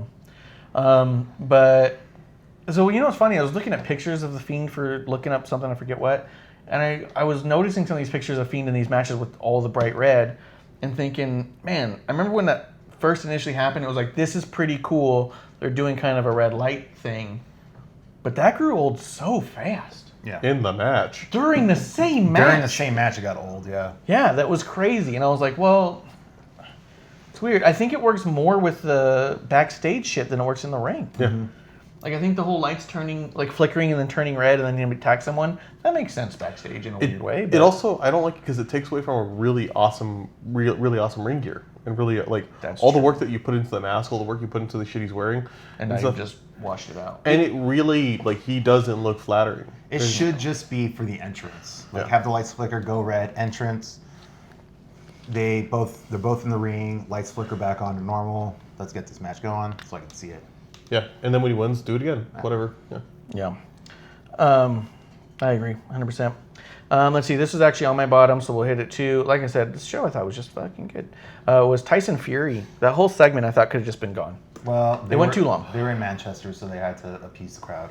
And I get that, so I wasn't like, this is ruining everything, but it was just kind of like, this could have... and- Go ahead. Oh, and I was just thinking this could have been removed, and I would have been fine with it. Well, he got a pretty big pop though. But yeah, it was good for the crowd, but this could have happened off the air. It also, like, really fucked Braun because it made Braun look so God. fucking weak and dumb. Oh, do you want? What if we did a tag team and Braun's like, wait, I got some I can words see for that. it. I got some unfinished business with the big guy. And I'm like, oh shit, are they gonna fight? That might be okay. And then it's like, you did it, like, and he said it in such a pussy, bitchy way. condescending kind of way. You put up a really good fight. Yeah. It was one of the hardest I had. You did the best you Fuck could, off. kiddo. And then go do the freight. Just everything about this sucks. The B team was the best part of it. They were the best part of the entire segment. Well, the B is for best. So Well, yeah. that's what the B Because stands it for. was stupid as shit as is to me. I hated it. I was like, okay, this is But they were still the best part. the best part. Yeah, maybe. This just felt like something that could have happened off TV. Yeah. This could have happened after the camera This stopped could have rolling. happened like in a bar or something. Oh yeah, like that definitely No, I could mean, have been like- a dark segment for sure. Yeah, this could have been totally dark segment for the crowd out there. Could have been cool. Could have been for WWE.com exclusive. All that would have been fine. But for my SmackDown TV, didn't need it. Dude, people in the States don't give a fuck about Tyson Fury. I'm sorry. We're not boxing guys like the rest of the world is. We haven't been. No, we don't give shits. We don't give any shits. Let's see. I do think it's cool Carmella and Dana Brooke got the win over Yeah. Fire and Desire. That was nice. That was unexpected. Yeah. And it was Yeah. nice. Good for her. Good for both of them. Yeah. But So now they're mainly in for the team. Dana because she needs it. Yeah. Yeah. Yeah. Really But good. Carmella, we've seen, we've Carmella's seen got. her win. Carmella's on So- Divas now. She's good. She Dana doesn't, needs- she doesn't need the victories. She's had her like great moments, and Dana, I That's it. haven't seen that. Yeah.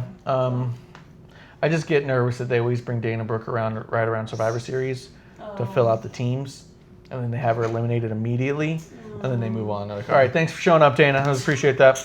Good So what's my programming to be? You Yeah. haven't realized this yet. Okay. Yeah. No, we need you here to fill out the roster strictly by a number standpoint, Yeah. is what it feels like. So I'm a little concerned about that, but I did like seeing them get the win and looking good.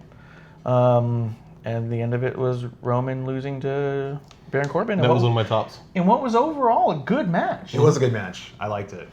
It was one of the better Roman matches, even. Mm-hmm. Like, I think Roman can look good in defeat. And they don't seem to get that sometimes. But yeah, I thought that was, I thought top to bottom, I thought that show was pretty fucking good. If you'd removed the Tyson Fury stuff, I would have been like, perfect. Yep. So good. Sweet man. This is how a wrestling show goes. Yep. And that takes us to, That's Friday, so then it brings us to Saturday, which is Full Gear. which is AEW. AEW. AEW. AEW. Oh, speaking of which, they just posted a clip of the ref. Sorry, hold on. What was Let the me go comment? back. Of that, and I responded with, "Is the referee dancing?" Because look at that, he does like a hop hop And then you like, hop Oh, hop. yeah. Yeah. Come on, that's distracting to me. that's the dude. That's the motherfucker who's always trying to get his shit in. Get his name. Yep. Did they fucking tweet his name on there? I bet that motherfucker's got a Twitter. If you're a ref, get off, man. Except for some of the cool ones like Robinson. I like him. Yeah, Robinson's awesome. Jesus. He's dope. Just went from like 0 to No, 10 real quick. no, they did not. They didn't? Good. No. Fuck. God, that dude, man. He's just the referees are just so distracting. This is producer here. Did you just look up at the and I- roster to see if they list the refs? They do. Really? You're shitting me. Oh, wow. So, Like in not a good distraction. Like Robinson, I feel like he doesn't take away. No, I from forget what's he's happening. there a lot. He's my favorite ref. When I see him at the beginning of the match, I go, oh shit, it's Robinson. I gotta watch him. Halfway through the match every time, I'm like, fuck, I haven't been watching him. He stays out of the way until you see him. Until you need him. You know The what I mean? website is like a template that all professional wrestling websites could use. You think? Yeah. That's a good roster page. It's nice and easy. Yeah, I guess that's true. I mean, and it feels a lot like social media stuff. Let's see. So Full Gear happened. so here's the thing about Full Gear. I don't know about you guys, but I think I missed the first hour. Did you miss the first hour? I watched it today. The You first watched hour. the first? Okay, so I watched it, yeah. Oh, I didn't. So on You our watched, live you stream, watched everything else though. You shit. Quit fucking around with that. Sorry about that. His attitude. Yeah, make me feel bad. Crazy lately. So anyway, if you joined us on Saturday, we did our live That's the stream. motherfucker, Bryce. Wait, Go I'm just back. making sure there's not. No, it's that piece of shit, Bryce Remsburg. He's Fuck number that 2. guy. He's number 2 on their list. Yeah, and he thinks he's fucking the shit. He thinks that this is his fucking shtick, man. So we started our live stream. We were about an hour into the show already when we got started.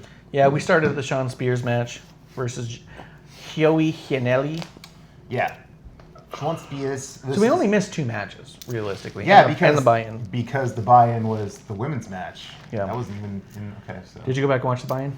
No. I did today. Well, because I saw people tweeting out like, so where's this match at? How do I see the Britt Baker Priestley match? They don't make it easy to find, man. Yeah. It didn't pop back up to the next day. Yeah. I was like, all right. Well, if it's that hard to find, then I'm just not even gonna try it. I'm lazy. They're not Yeah. making it easy. And I do feel that part of it, though, is I think part of it is we are very spoiled by the network being so Yes. clean the way that it is. As much as we shit on the new version, I mean, I have to log in every time I turn on the app. I don't know what the fuck that's about. I can't stay logged in anymore. Doesn't use my HomePod anymore. I'm fucking pissed. Yeah. But at the end of the day, if I need to watch it live, I can watch it live. If I got to start from the beginning while it's going live, not a problem. And when it's over, if I want to start over, I can do that. That's like impossible to do. Also, you could skip to certain segments too. You can skip to matches. You can skip to matches. We're just spoiled by the network being so slick and cool. and being $10 for the month, and then you want to give me one show for 60 and I can't fucking find a match. Yeah. It's just frustrating. I got you. And And I don't think it's 100% their fault. I think WWE just has digital platform as a thing. I wouldn't be surprised if Disney Plus didn't ask WWE a few questions before going live. You know what I mean? Because I think that they have that digital platform on lock. They have figured that shit out. So it's not necessarily a knock on AEW not having figured it out. More of a knock on Bleacher Report and YouTube being such a fucking scramble. Yeah. You know what I mean? So AEW, get your shit together. Be as big as WWE immediately. Now. And we'll see, producer here, we'll see NWA. I feel like their stuff's going to be easy to find. It's already easier in Like- that respect. So it's not necessarily YouTube, it's just how it's utilized, like how they utilize the tools. think so? Yeah, that's true. Their stuff shows up right away. So I think it's a little mix. So the opening match you never ended up watching was Britt Baker versus Bea Priestley, and you said you thought it was going to end how? I thought it was going to end how? How did you think the match was going to end? Britt Baker versus Bea Priestley? Lockjaw. Yeah, that's how it ended. Yeah, I know. So, Like it was so obvious. And it was like, oh, she's gonna get it. It's gonna be lockjaws. I felt like the match was good when it was relying on Bea Priestley. And Oh, I yeah. felt like the match sense. was, anytime that something happened where Britt Baker had to take control of this move this way or that, it was a fucking fumble. And she's trying to use that Canadian destroyer that Adam Cole has mastered, and she nearly killed Bea. Or Bea Priestley, Bea whatever. Priestley. Nearly killed her. Yeah. Like she couldn't get the full rotation. So so Britt almost landed flat on her back doing this thing. And Bea's like, like I was like, don't do moves you don't know how to do. Yeah. Also, they're trying to this is the thing I don't get about AEW. Do they or do they not give a shit about their talent? Do their talent matter from a health standpoint?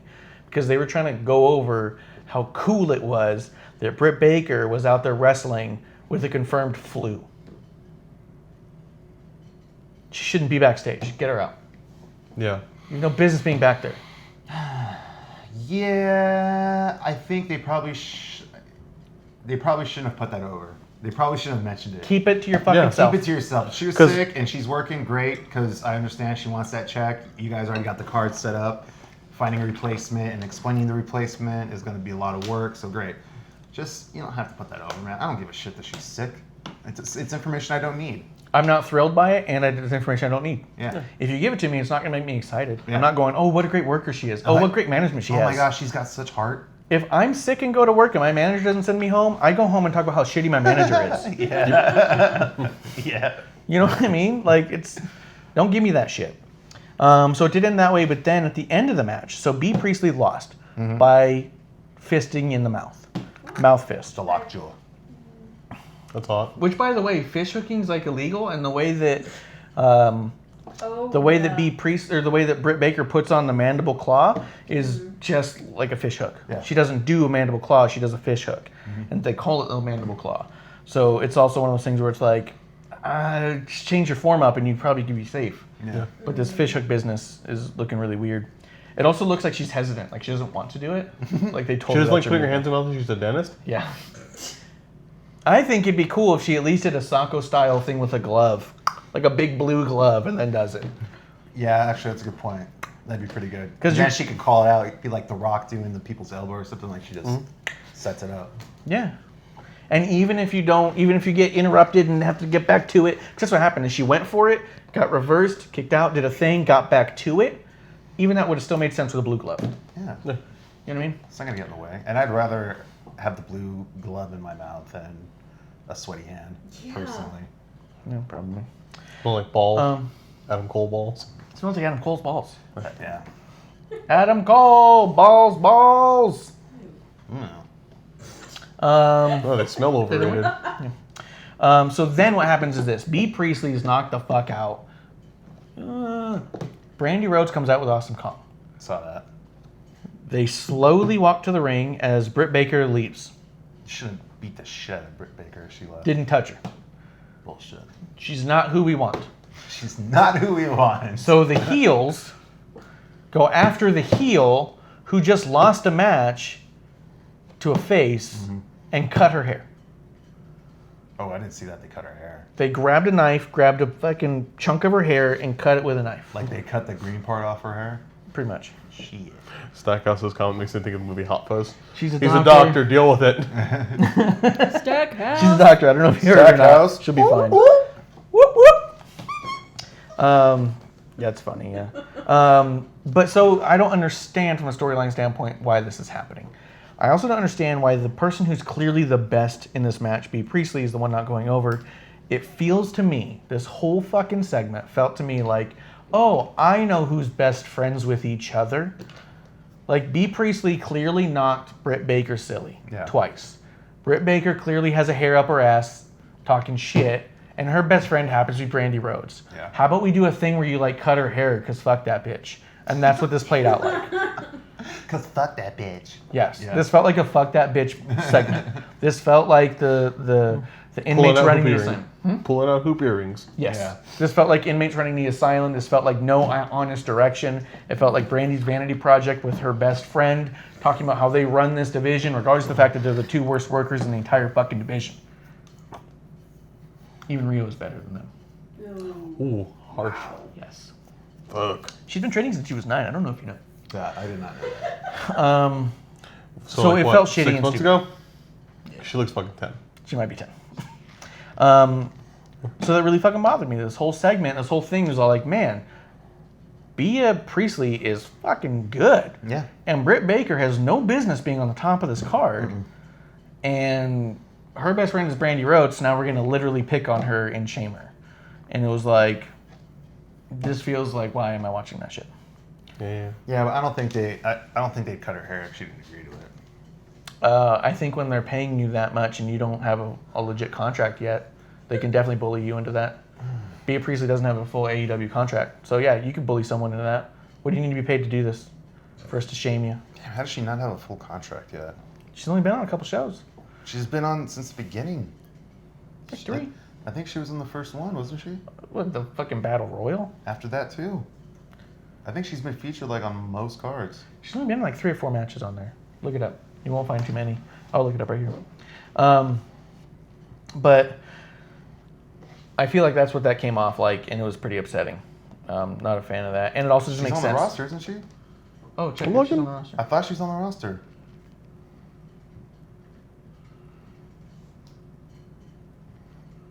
Oh, there she is. 1 to 3. She's had 4 matches. 1 to 3 alright. overall, and she's lost 3 of them. See, that's bullshit. That's what I'm saying. Anyway. But it also doesn't make any sense to me why Brandy and Awesome Kong would be abusing a heel. What does that do for your character? Where are you now? Where are you in a better spot? Why is beating someone who's 1 and 3 mean anything to you as the fucking ruler of this division from a heel standpoint? Yeah. I have no idea. This Who also felt- has had no matches and is 0-1. Yeah, Which like is- who the fuck are you? Get out of here. Like I'm tired of all that shit. Just this whole thing seems so fucking petty, and like you're using your television to be petty to people. And I don't like it when WWE does that shit. I don't like it when you guys do that shit. And I think that Brandy Rhodes has no business in this business. Grow the fuck up. Grow the fuck up. Producer here. Ice skating's over. Another plug for NWA. I love that they don't mention competition, quote unquote. You know. They Oh, don't yeah. have to. They don't. I mean, they didn't hear. That's not what we were saying. But sorry. I do agree with that. I do like that NWA talks about the history of other things that have happened, but don't talk about what's currently happening. I think that's really smart. Yeah. Let's see. As far as your tops and bottoms, what are you guys' top things? What do you guys want to talk about happened on Full Gear? I just want to let you know that happened because you didn't see it. We don't need to talk about the tag match. I pretty much know about that. About Pride and Powerful. Yeah, it was okay. It was, again, the refs were not... I wasn't a fan of the ref stuff. I was okay with the It was rest better of it. than I thought it was going to be. Yeah, I saw that's probably true.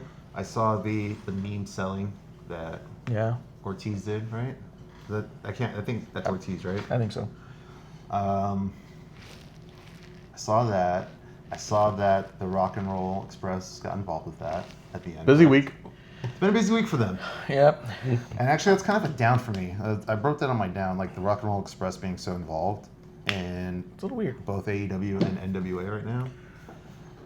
They are just super old, man. Like Yeah. You don't look great. they You weren't. don't- Go ahead. You don't think they want to be, like, I think they definitely want to be. yeah, so, okay. They've said that they're getting paid more now than they ever were paid when they were in the highlight of their career. Oh, I'm sure. Yeah. So- So I'm sure they love it. Okay. But does it bring a lot to the product? It doesn't really bring a whole lot to the product, but you know what? If they're getting a paycheck and they're getting a good retirement, or coming out of retirement to maybe get a better retirement, you know, next year or something like that, good for them. Yeah, I have a hard time hating on them because of that, knowing that, because Cornette talked about that. How they're so happy right now. They said the Surgeons is giving them more money than they've gotten when they were on top, just because a whole, almost 2 full generations happened between their top and now, and they were largely forgotten about for those entire times. So they've just been kind of milking these meet and greets as much as they can, and they're actually getting some paychecks Recognition, now.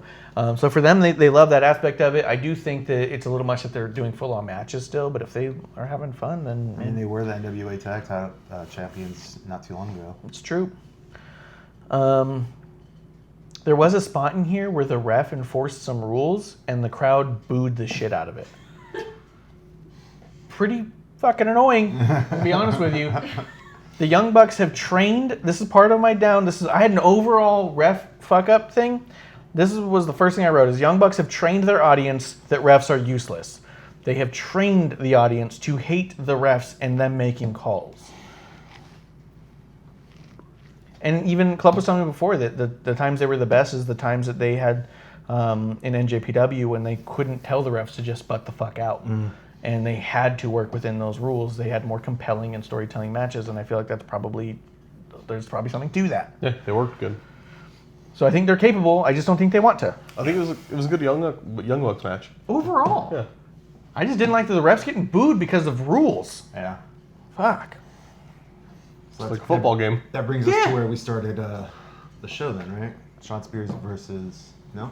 Oh, no, the next thing after that was Hangman Page versus Pac. Oh, yeah. That was That my was a top. great match. Was that a good match? You gotta watch That was my top. That was my top for the show. That was I'll my give top you for the our week. Bleacher login for the show, because we have one for the show. Okay. I'll let you use it to watch that match. You should watch it. No, that was my top. That was one of my top. It was a great match. I thought it was really good. I think it should have been later in the card. Yes. I think Hangman Page could be booked better. Just like I think Pac and Hangman Page could be booked better, because I think another way of looking at this, and I know that Chris Jericho doesn't have name recognition like Pac or Hangman Page would. Imagine that feud. Imagine like Hangman Page, this young 20-something-year-old dude on Inside the NBA, hanging out.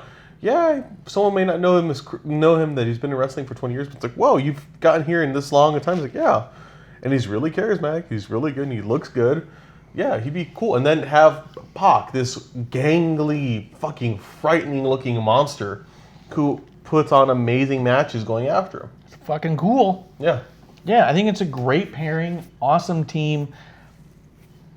There's no business for them to be like basically opening the show, man. Going on before Sean Spears and Janela, unless Sean Spears and Janela was completely, hey, people are going to need to take a piss, which might be the case. Could have been the case. But And I didn't hate that match either. I didn't hate it. I mean, both of these things fall into ref stuff too. There's one point during this match, Hangman Page and Pac, where Page is sitting there, arms down, and Pac's just fucking kicking him in the fucking face and chest, and he's like, ugh. And JR says out loud that he's concerned that the refs don't check on the talent. He's like, with as hard hitting as these matches are, this man can't defend himself. The refs should be taking an interest in that. And you're like, Jarrett with that meta commenting.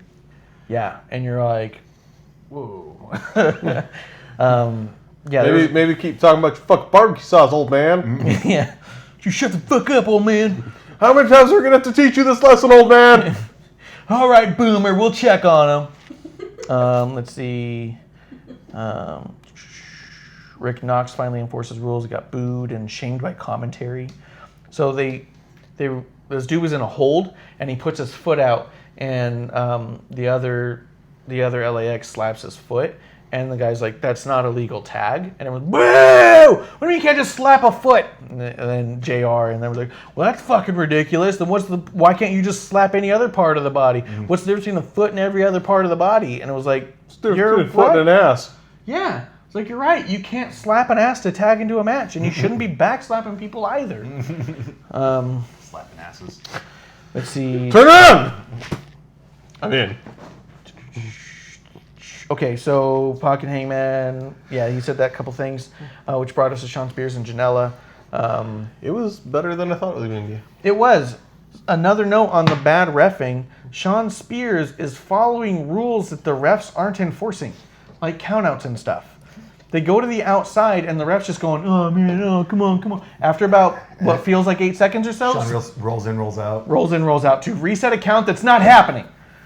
Like, so it's like props to Spears. As much as I hate to say a nice thing about Sean Spears, the dude knows the rules and he's trying to follow them. By God, let him follow the rules.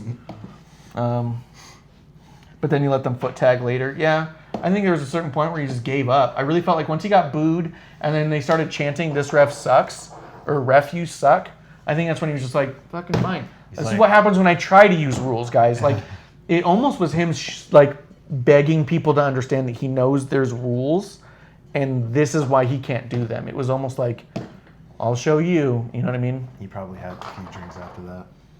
Huge what? I said he probably had a few drinks after that. Oh, yeah. Like, you can't get pissed off at them for not doing any rules or enforcing any rules, which I do, Young Bucks. and then boo them for it, which I didn't, man. Yeah. Yeah, the Young Bucks are ruining rules. That's a great t-shirt. Yeah. Young Bucks are ruining rules. Don't try to sell an AEW shirt. Yeah. Not on my show, goddammit. Yeah, we're not. We only sell our shirts. ProWrestlingTees.com/wrestling on the rocks. We enforce it. Oh, yeah.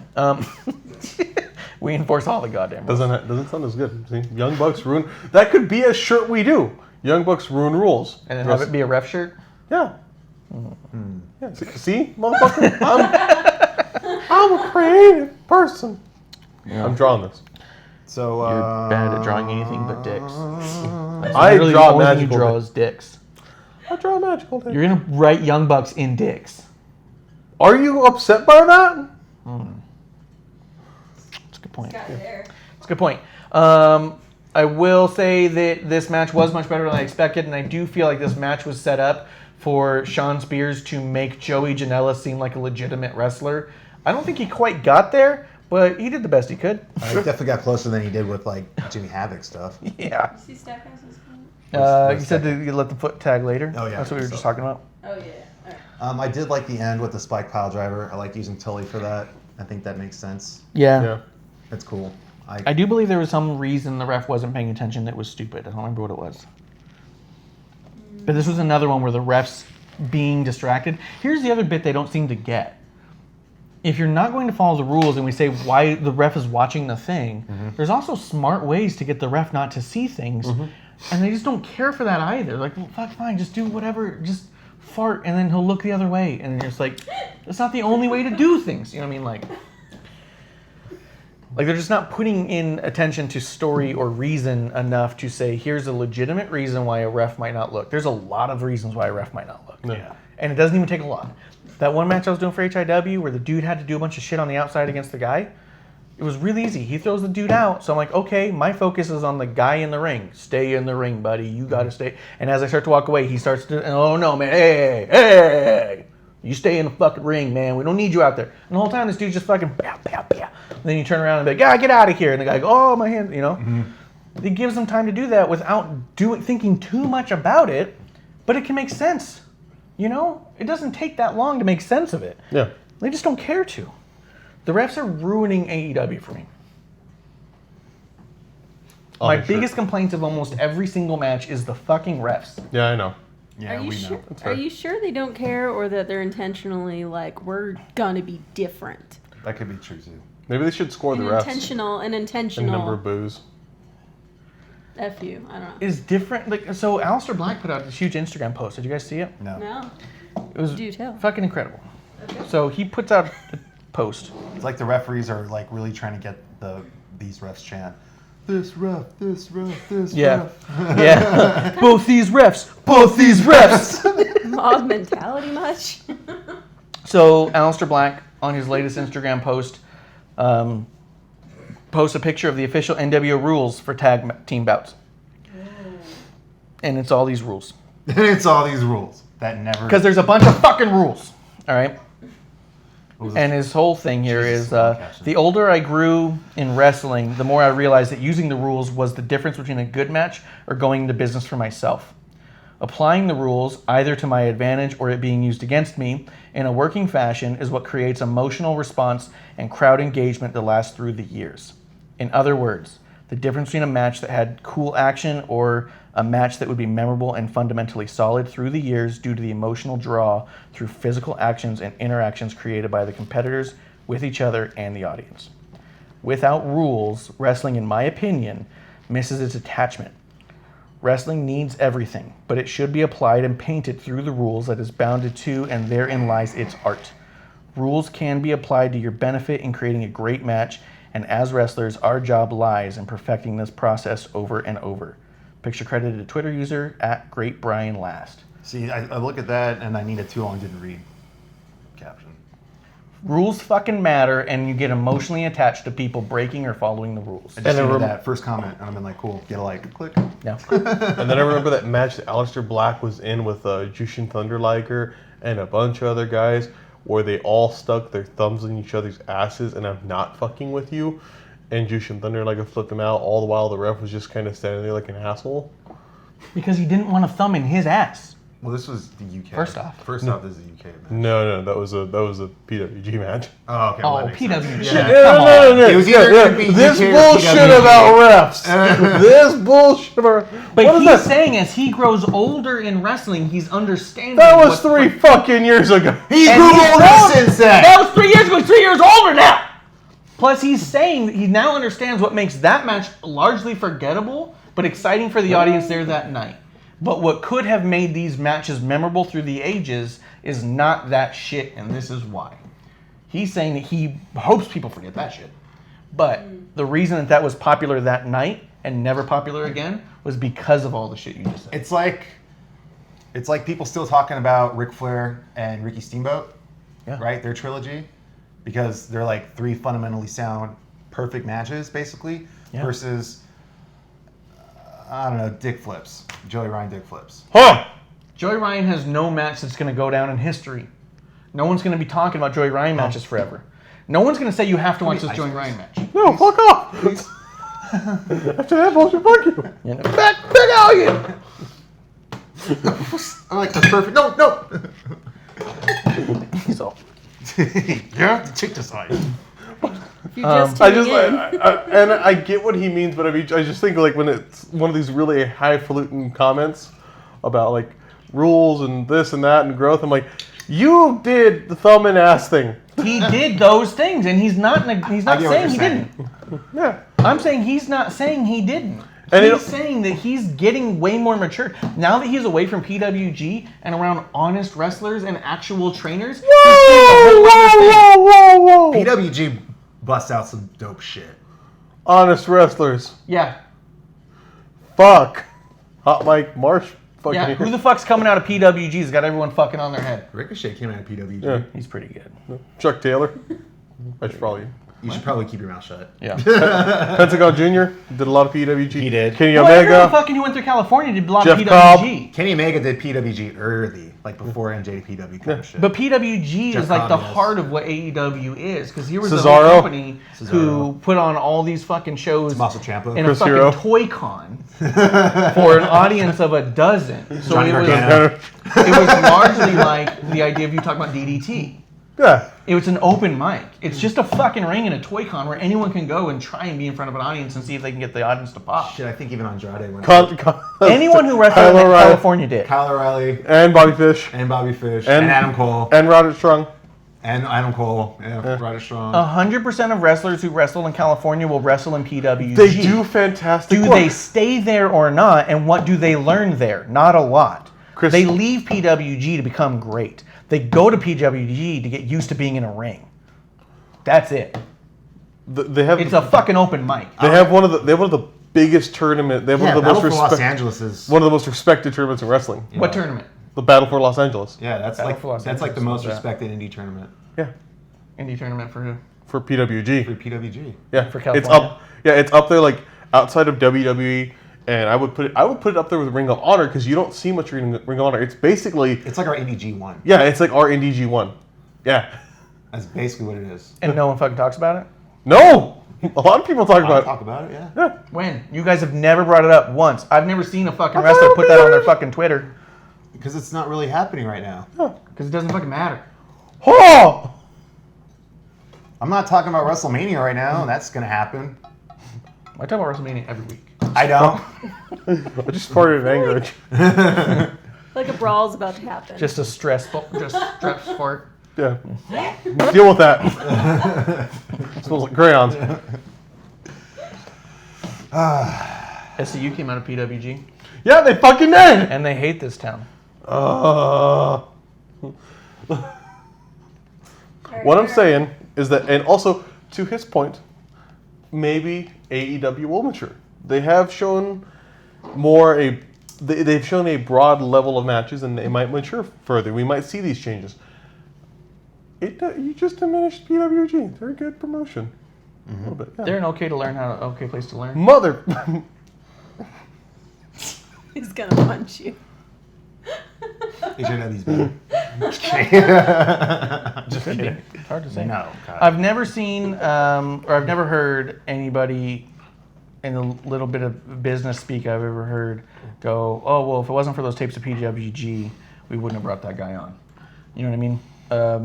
I don't think PWG is getting people. Kevin Owens. Sami Sami Zayn. Ring of Honor was bigger for them than that. Arguably. Keith Lee. Keith Lee. Keith joined Lee. PWG. Keith Lee won a battle for Los Angeles like 2 years running. Fucking 2 years in a row. Matt Riddle. Yeah. Matt Riddle also did I was gonna say Riddle. Chris Hero, but let's He just did a not ton talk in Vegas, though. Huh? Matt Riddle was doing a bunch in Vegas. Well, he also did a lot with PWG. Yeah, because it's really close to Vegas. Well, a lot of people. If you're a top indie guy, chances are you're gonna be going to PWG. You're not gonna find like. No, I was gonna drop names, but I don't want to drop names now. So Yeah. you're not gonna find some some guys that could possibly be wrestling in Tucson, Arizona, in PWG. You think that they've become that exclusive? I wouldn't say exclusive, but you definitely have to have some clout to your name before you They have an eye sign for it. there or Yeah. get work there. Yeah.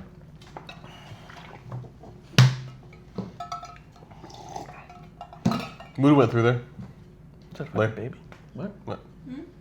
Muda? Yeah, he's gone Great back. Muda? Yeah, he's gone back through there. He's gone through fucking everywhere. Yeah. That dude just needs He money. goes back to He PWG. doesn't need money. Yes, he does. He's a freaking. He was samurai. shilling AEW merch at the event. They probably gave him a lot. Because he got a check to go there. Yeah. Yeah, he needs the money. Oh, Anyway, speaking I of don't have enough farts to express my anger. great segue, AEW Japanese. Let's talk about like Riho it. and Emi Sakura. Yay! Oh wait, what did you guys think about the three-way Oh, we need more championship farts. titles match? Tag match. It's all right. I thought it was alright. I'm glad SCU went over. Yeah. I'm trying to think if there's anything in there that was private party. looked good. Kazarian was great. I fucking feel so Kazarian- service for him. Yeah, because So he looked much. like he got knocked the fuck out Yeah, twice he hit his towards the head. end. Yeah, and He was Dynamite. great besides that. Yeah, and you guys didn't catch Dynamite, but he had a match in Dynamite too where he got rocked twice too. Oh yikes! Yeah, a Lucha brother fell right on his head, and then you just see him like crumble, Let's go ahead and just. and then like he like tries to get up, and he's like, let's just go ahead and get that Freebird rule going and let Yeah. Christopher Daniels take his place for Yeah. a while. Just- I'm gonna keep Take a break. managing. I've seen what's going on here. I'm good. yeah, I know. You want to take my spot? No, I've seen your spot. My head can't take that. Yeah, Maybe we should incorporate a helmet in your gimmick. yeah, like Eugene. It's a good idea. I might do that. I'm the footballer, dude. What do you mean I can't wear these pads? It's my thing. Stackhouse says PWG isn't even close to what it used to be. Everybody's under contract now. makes I'm sense. probably thinking of old PWG, but I will, till the end of days, talk shit about old PWG. and If Oh, Stackhouse says fuck it's legitimate this. now, it may not be legitimate. I believe Stackhouse and everything he says. he just denies everything Clump said.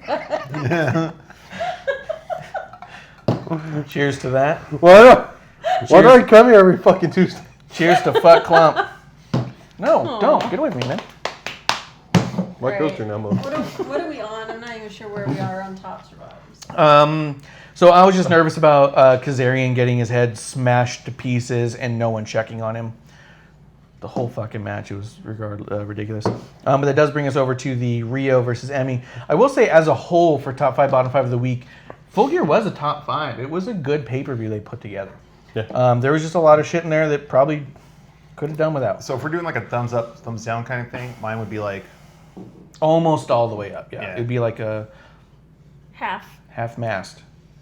Like if my thumb had needed Blue Chew. that. That's where I'm at. I'll put it up. Like a 3/4 chubs. Should we do it by that? How much chub? Because it's a little more No. your How speed. hard? No, How hard? no, we shouldn't. No? Have Chubb fully Full tent. Throbbing, ready to fire. fully torqued. Yeah. Full tent. Angrily grunting as someone's like not letting him. Yeah. Yeah. Okay. He was not expecting that. Okay, Clump. More must be fuck you. Oh, Stackhouse says that it's not as good as it used to be because everyone who was worth a damn is contracted somewhere. So I guess maybe as they get to a certain level, they're out of there. Yeah. Yeah, there's a famous. So it's just like quite a stepping stone kind of a deal. Yeah, I mean, like guys You gotta get like in there to- shit. I even think like the guys from the new batch of talent that they Oh. introduced in NXT, like Bronson Reed. He was Jonah Rock in PWG, and he kicked some ass over there. Dude, they have a good crowd out there. Yeah. That much I know. The PWG crowd fucking is into all of it. No, I mean it got to like there's about 7 years ago, like when they were starting at NXT, the like a list of talent that they were like recommended to grab. It was basically all of PWG's fucking roster. It was like get Kevin Steen, get El Generico, get this, just get everyone. Yeah. Go to PWG, just take their roster and move on. It's basically what they did too. That and JPW and ROH, Ring of Honor, yeah. PWG comes shit, in Pac. like they Yeah, come in he one was- morning. He was in PWG too. Marty Scroll. Pretty sure. Scroll. Yeah. Girls of Destiny. Their American stuff was at PWG. Who? Girls of Destiny. Their stuff at American stuff's been at PWG. Aren't they Impact right now? No, they're NJPW still. No. Gorillas of Destiny. Yeah. Stackhouse is clarifying. Yeah, that's what we just talked about. Okay, sorry, never mind. That was Yeah, it does bring us to Riho and Emmy for the women's title match. Stop trying to eat things that aren't food. I can't tell if that is food or It's not. not. I can't tell if that is That's food or not. supposed to be a fancy coaster. Yeah, but but remember if it gets too wet, it starts to dissolve. yes, it's Just weird. becomes Tooth on chalk. it. Fuck. It came with a booze. Which booze? So that was actually probably my favorite Rio match, and more than likely because they have the chemistry, Yeah. and that's about it. So did you see the Twitter shit about this, Kenny? No. Kenny was trying to put over this match and posted statistics of Riho and Emmy and their win-loss record. I don't know shit about that. Here's what I got. Here's what got me about that. He's trying to put over this match, saying this is all the history that's in it, and he literally posts 100% of their matches from the time they started. So he lists the amount of matches they were in, and the number of matches was 268. Their win-loss records on these things were fucking terrible. Most of them have lost almost every match they've been in. So it was kind of another reason where it's like, why did you even bother putting this out there? If your win-loss record matters, then why does their out-of-company win-loss record matter? Because then, are you going to tell me that Dean Ambrose's record matters? Are you going to tell me that suddenly Moxley has this huge win-loss record? He's beat Jericho. He's no longer undefeated. That shit just can't count. Just don't use it. Just forget it. Move on. Tell me about your company and why your shit matters. It was just annoying. And plus, again, it wasn't a good win-loss rate. It was like they won like 13 out of 100 or some shit. I was like, why did you do that? This is a bad record. All it takes one to win the championship. Look at this history of all the times they lost. Yeah. Okay. Important, I guess. Let's see. You're here by appointment. Yeah. Stackhouse skipped the match entirely, no interest. I would say not worth going back to watch, but definitely probably the best Rio match we have seen. They didn't have any of that weird shit she does when she does the submissions, where she makes like a Popeye face. There was a lot of I don't know like why. her offense is I'm gonna step on you, which even punches like knives, Yeah. kicks like knives. She's tinier. Yeah, 100%. She took some bumps. Yeah. No, it was a better match than we usually It's see. better. That does bring us to the World Championship match. Jericho versus Cody. Chris Jericho versus Cody Rhodes. For Bow, that. bow, bow. Bow, bow, bow, bow. What'd you guys think of the match? That was part of my Cody top 5 thing, was the match and the thing. Part of it was a little scary. Yeah, dude, that was early on. Really early on, Cody breaks his fucking face. Yeah. They ended up. Did you see the diagnosis they had on that? No, but I saw the stitches that they. He got fucked in the 3rd degree. Yeah, fucked over in the 3rd degree. Yeah, it was. Gash on his forehead. Yeah, but he had like a word for what they fucking gave him. Let's see. eyebrow Here. was gone. Dustyitis. He doesn't shit. need more eye trouble. Dusty forehead. Yeah, you got that dusty forehead happening, dude. So dope. 3rd degree hamburger head. Yeah. Yeah. But it was a pretty scary moment. He fucking takes quite the tumble. This is like And you could tell everyone kind of reacted to it because the match kind of came to a stop for a bit. every match so far, he's busted himself open somewhat. He's got a soft head, man. Like he's got a squishy skull. Oh wow, Stackhouse said it took 2.5 hours to put up the replay, so he just skipped. But that's a long time just to put that. That is a long time. We've been waiting Like, here forever. Considering that not much is edited because we've seen so many crappy things like replayed. He pulled down the tweet. Oh really? Yeah, his tweet of his stitches and what he got, because it was like some sort of weird separation. I remember that. It was gross. You did show me. Yeah, I showed you when it happened, and it's just not there. It was nasty. I don't want to see it. Yeah. So I can't say, but it was like some sort of, it was like a separation, like some sort of like it was more than just his skin breaking, like muscle tore from his skull. That's probably why it bled so goddamn much. Yeah. But that was a pretty scary moment. It was the first time I we've still ever think he played seen. himself, but whatever. Do you think so? No, I'm just kidding. I think it's still possible because he went on with the match, right? So if you had a really deep cut that was just supposed to be a really deep cut, and then you continue with a match where you're doing the shit you're doing. You can't go 5 minutes into a match and then throw up the X for the world title match. It's Oh, here it just- is. 8 stitches and a costochondral separation. And then he's got rock eyebrow. like, ooh, he looks cool now. Good job. So the match was okay. Yeah. I'm trying to recall the ending. So the ending, there was no Judas effect thrown. He attempted it. He attempted And it. he blocked it. It was really cool. Cody blocked it. So he goes over, Cody puts up his arm to block the thing and brought his other arm forward to catch the arm and threw down Jericho. Okay. It was actually done really well. I was like, that is cool. That was almost like a martial arts block. Yeah. No, it was, I thought I liked the match until the end. I looked up that separation. Oh, what is it? It is costochondral separation, sometimes known as a rib separation, where the ribs like separate from the septum at the joint.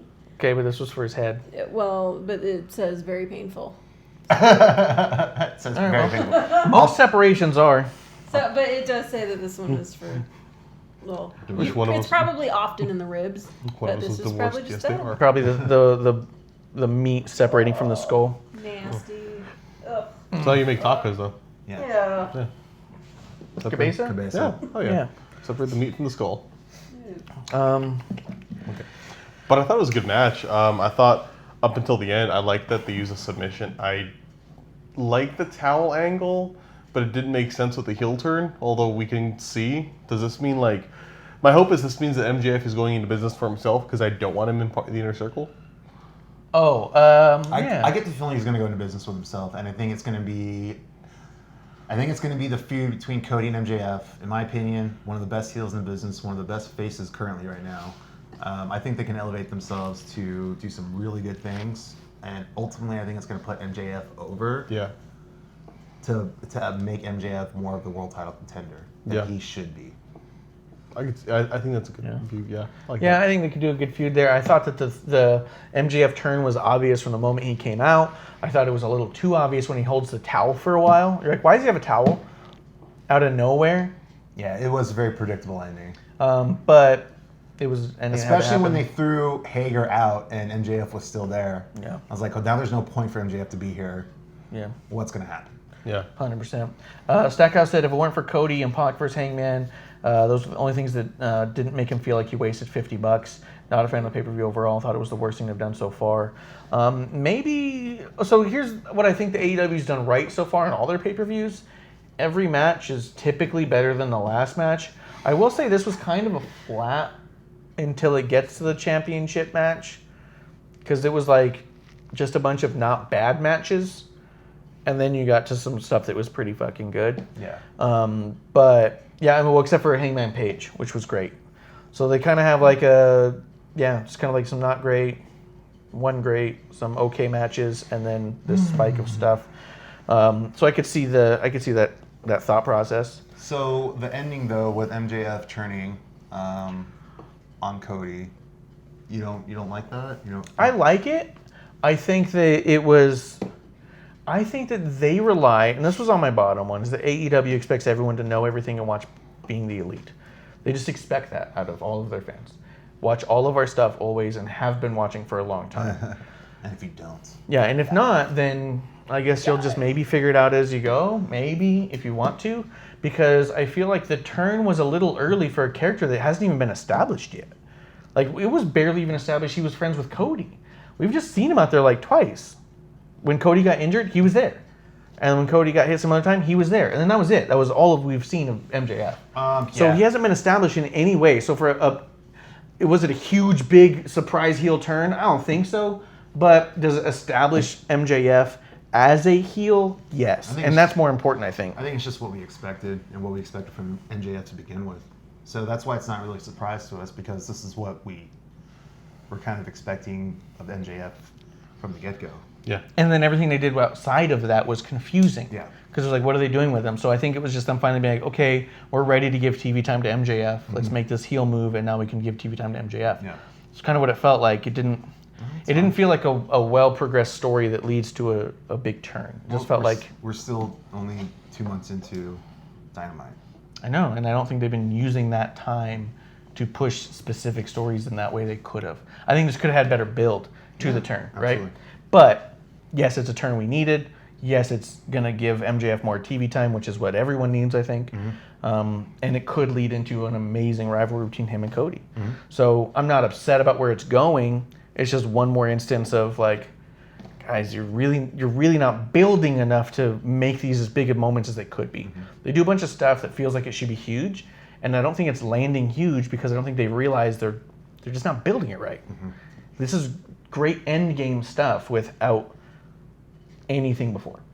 I think that's what we got. Even with this Jericho Cody match, the whole stipulations, having the judges at ringside, why all that show for a rivalry that never even barely started? You know what I mean? It's not like they've gone through timeouts before. It's not like they've had undecided matches. It's not like they've got a bunch of matches or a big long history. It's not like Cody just can't keep getting. Who was the third judge, by the way? Muda, Malenko, and Arn Anderson. Anderson. That's who I can think of. Okay. It's like, why go through all of that for a first match? Yeah. That's what happens at the end of a storyline of, I can't get it done, I'm up in the stakes. You know, this match, went to a draw. Oh, fuck it, I still got the win. And, oh, this disqualification happened. This is how you end a rivalry, and this is how they're starting it. So I just feel like this match in this exact way, time frame and everything, would have been huger in like a year. Yeah. But so now it's just kind of like, okay, well, that happened and it's moving things. the blow off is going to really blow your load, dude. Let's hope. Let's hope the blow off is incredible. Producer's shaking her head at me. She does, dude. That's how she is. She doesn't approve of us. So let's go into our next match. Because to me, I was really disappointed by this match. Moxley and Omega? Moxley Omega did not deliver for me. I liked it. I like it. I like it a lot. I like it a lot. Why did you not like it? I don't think Omega works hardcore matches well. I don't think that's his. I don't think it's his. Yeah, I'll give you that. His gimmick. You know what I mean? I think you put him in like a legitimate match. That's when he puts on his 5-star bouts. It just seemed like it was really out of his comfort zone. I don't recall a lot of hardcore stuff from Omega prior to this, and it just didn't seem like. So some of the stuff he was doing came off silly because of that, I think. Yeah, it did. When he was doing the weird shit with the sugar glass, when the chain falls and he puts the chain back in place and hands it to Moxley. Yeah, like, The chain's supposed to be here. Here you There was go. stuff he did that came off silly, and maybe because this was really not his cup of tea, and he's just trying to do right by Moxley. and I'm okay. I'll give him credit. I'm not discrediting him. I'm not saying that like he's obviously a shitty wrestler. Like I'm not saying shit like that. It's just hardcore is not his cup of tea. It's more John Moxley. Moxley came off as the hardcore guy in this match, in my opinion, and just Omega looked a little out of place. I think it would have been better if there was more of a struggle for Omega to jump into that through the match. I do agree with you. I think I liked it because I knew it wasn't his forte, and I know he's trying. I was like, okay, I can get what you're doing. You're doing this because it also is the balance. Like I always think of like when you're putting someone who's not a hardcore person in a hardcore match of when it was Cena with Bray, trying to get Cena to hit Bray with a chair, and it's like, you know, this motherfucker hit people with locks the first 2 years of his career, right? Like, what is this bullshit? But but I also appreciate like where it's like the fight of it. Just go in later, you know, or go in at some point, you know. Some of Be grossed out. some of the props too were kind of weak. Drive like the mousetrap thing. The mousetrap board was very. I can't see how that would hurt a lot. Like, oh, you get some pinches here and there, but that's about it. Yeah, there was like not a lot of them, and they were kind of spread out And the way well. they went off too kind of Yeah. looked weird. And he's like tapping them to make other ones go off, and you're like, that seems way showy. What else? It was like it looked like it was a like stripped down mattress that was wrapped with barbed wire. That looked like it sucked. Well, the thing with it, the way you do deathmatch is it's stuff that looks like it's gonna suck but not kill you. Like, you could have done better things. Like stuff I've seen where it's like, okay, that would suck but not hurt. Were like bug zappers with lower watt bulbs, Oh yeah. because that's gonna hurt like a motherfucker but won't kill you. But it's a good visual too. Yes, and that would be way cooler. Or one match I remember, it was like they had a board kind of like the board they use for the mousetraps, and they had like the Rubbermaid scissors, like stacks of them just like this open, sticking out at like a 45-degree angle. So you're gonna hit. You are gonna get cut. You are gonna bleed, but you're gonna be throwing someone back first, and it's fatty parts of their body, so it's not going to hurt them. Yeah. And I mean, also part of this is like, I think of the three of us, I'm the guy who likes death matches the most and like hardcore matches of this type the most. It is silly, like the way you do it is it's gonna suck. It looks bad. It's kind of gory, but it looks silly. And this, I like the attempt there, but the things that I thought were the weakest were like, okay, if you're gonna do this, do it. Do tacks. Don't do sugar glass. Do the bat. Don't do chair. Fuck, you can do chair shots or kendo stick shots. Do them to the back. Do kendo stick shots because they live with good wealth. Do things that do damage. Shit, do a weed whacker. When Omega did the sweeping with the broom, the barbed wire broom, I was like, Yeah. That was the stupid. cleaner. Yeah, I'm the cleaner. Gotta sweep them. Once he laid it down and did it, I mean, I couldn't tell if that was a taunt or a move when he was sweeping them. Yeah. I was like, am I supposed to think you're scratching him? Yeah. Am I supposed to think you're taunting him? Yeah. I just couldn't tell. You know what I mean? When he laid it down and jumped on it, it's like, okay, now I know you're trying to hurt them. But before, it's like, I can't tell if you're taunting him or not. My thing is this, is my understanding is, my belief is, they did this for Moxley. Since he left, he said he wanted to do a match like this, and he hasn't been able to anywhere he's gone. Yeah. Literally nowhere would let him do this. And I think this was AEW saying, we'll let you do this thing this time. I think that it was, again, a big blow-off for a rivalry that hasn't barely even started. So where do you go from here? Like, where do you take this? So when did Moxley debut? What pay-per-view was it? The first one, Double or Nothing. Yeah. Double or Nothing? They just really haven't built it since then. No. It's been a poor build. He's randomly attacked Kenny Omega, I think, twice. Yeah. Maybe 3 times, but I feel like that there's not been a lot of back and forth. There hasn't been any matches in between. Yeah. It's been a lot of build for a first match. This isn't like a rubber match. This is their first match. So I feel like it's a huge blow off for a rivalry that could have been dragged on longer. I just don't know where you go from here that's going to make it seem like something's bigger or better. Yeah. You know what I mean? Where do you go from there? I do think that I saw someone talk about how they felt that largely all of the stunts they pulled off were much safer than the average hardcore match, Yes. which is why everyone kind of bled a little bit, but not for long, and got a lot of good visuals that way. If that's all true, and I just don't know, I assume that's true just based off what I saw.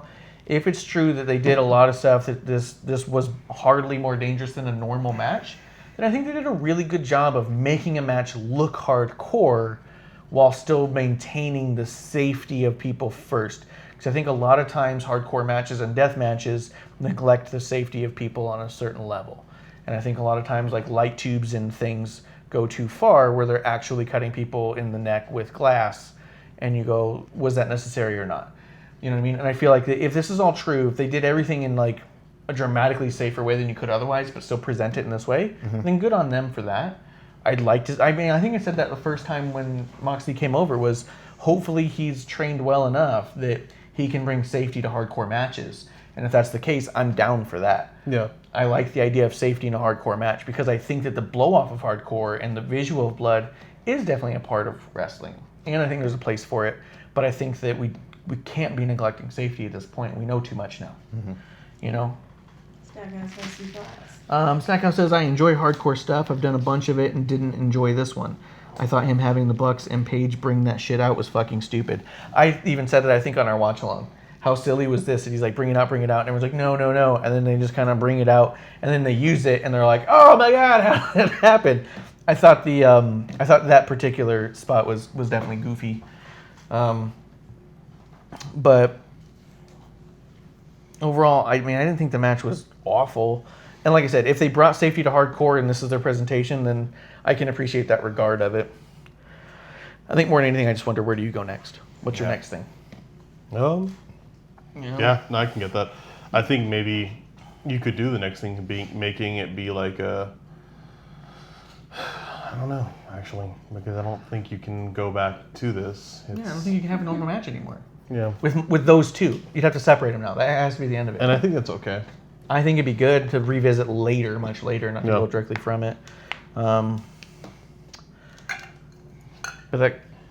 I think the whole lights out thing otherwise. So I think the other thing is the rumor out there is that they will definitely be not doing another lights out match like this for a very, very long time, if ever. That they strictly did this to make Moxley happy and to get it out of his system, as it were. All right, you got it. Yeah. So he got to do this thing because I think that was Moxley's dream match. I want Omega in a hardcore match because Omega's the greatest wrestler on the planet. And I'm the greatest hardcore wrestler in the world. And I think in that regard, we got to see Moxley do what he's been dreaming of doing. And I can appreciate that regard of it, that aspect of it. Sure. Yeah, sometimes it's just nice to see something done for A bro. a bro. Yeah. You know? Meanwhile, Renee's like, oh my God, I can't believe this is going on. Yeah. She hated it. Yeah, she was tweeting the whole time, like, this is my nightmare. Anything else on the pay-per-view? Yeah, Nah, said dude. my piece about it. Let's see, doing a Phoenix splash onto the boards of the ring is as far from safe as you can get. I'll say, yeah, for sure. Yeah, dude. Kenny tried to bring wrestling into the match, and I think that's what fucked him up. Yeah. I don't think it was the hardcore bit that did it. It was him trying to wrestle. You don't bring a knife to a gunfight, right, buddy? Yeah. I do think it's funny people were talking about how, it was such a great storytelling thing. I don't know that I see it that way entirely, but they were talking about how, you know, Kenny Omega mocked Moxley. He's like, what are you going to chain wrestle me? So they bring out a chain. And then Moxley having to drag himself through broken glass to get out of the sharpshooter. You're like, you didn't have to. He kind of turned to. Yeah. But it was also like a sugar glass look, but still a cool visual. It's a cool visual, but when you crawl through broken glass and don't get cut, makes you question. Thumbtacks. Thumbtacks look better. They look better. I think that brings us to the end of Full Gear, which brings us to the end of the week, which would be Raw, Monday Night Raw. which happened yesterday. Which happened yesterday. What did you guys think of Raw overall? I'm really tired of the Lana Rusev thing. That's definitely on the top of my bottom. How do we have to, I mean, this is literally a consistent bottom for me and for...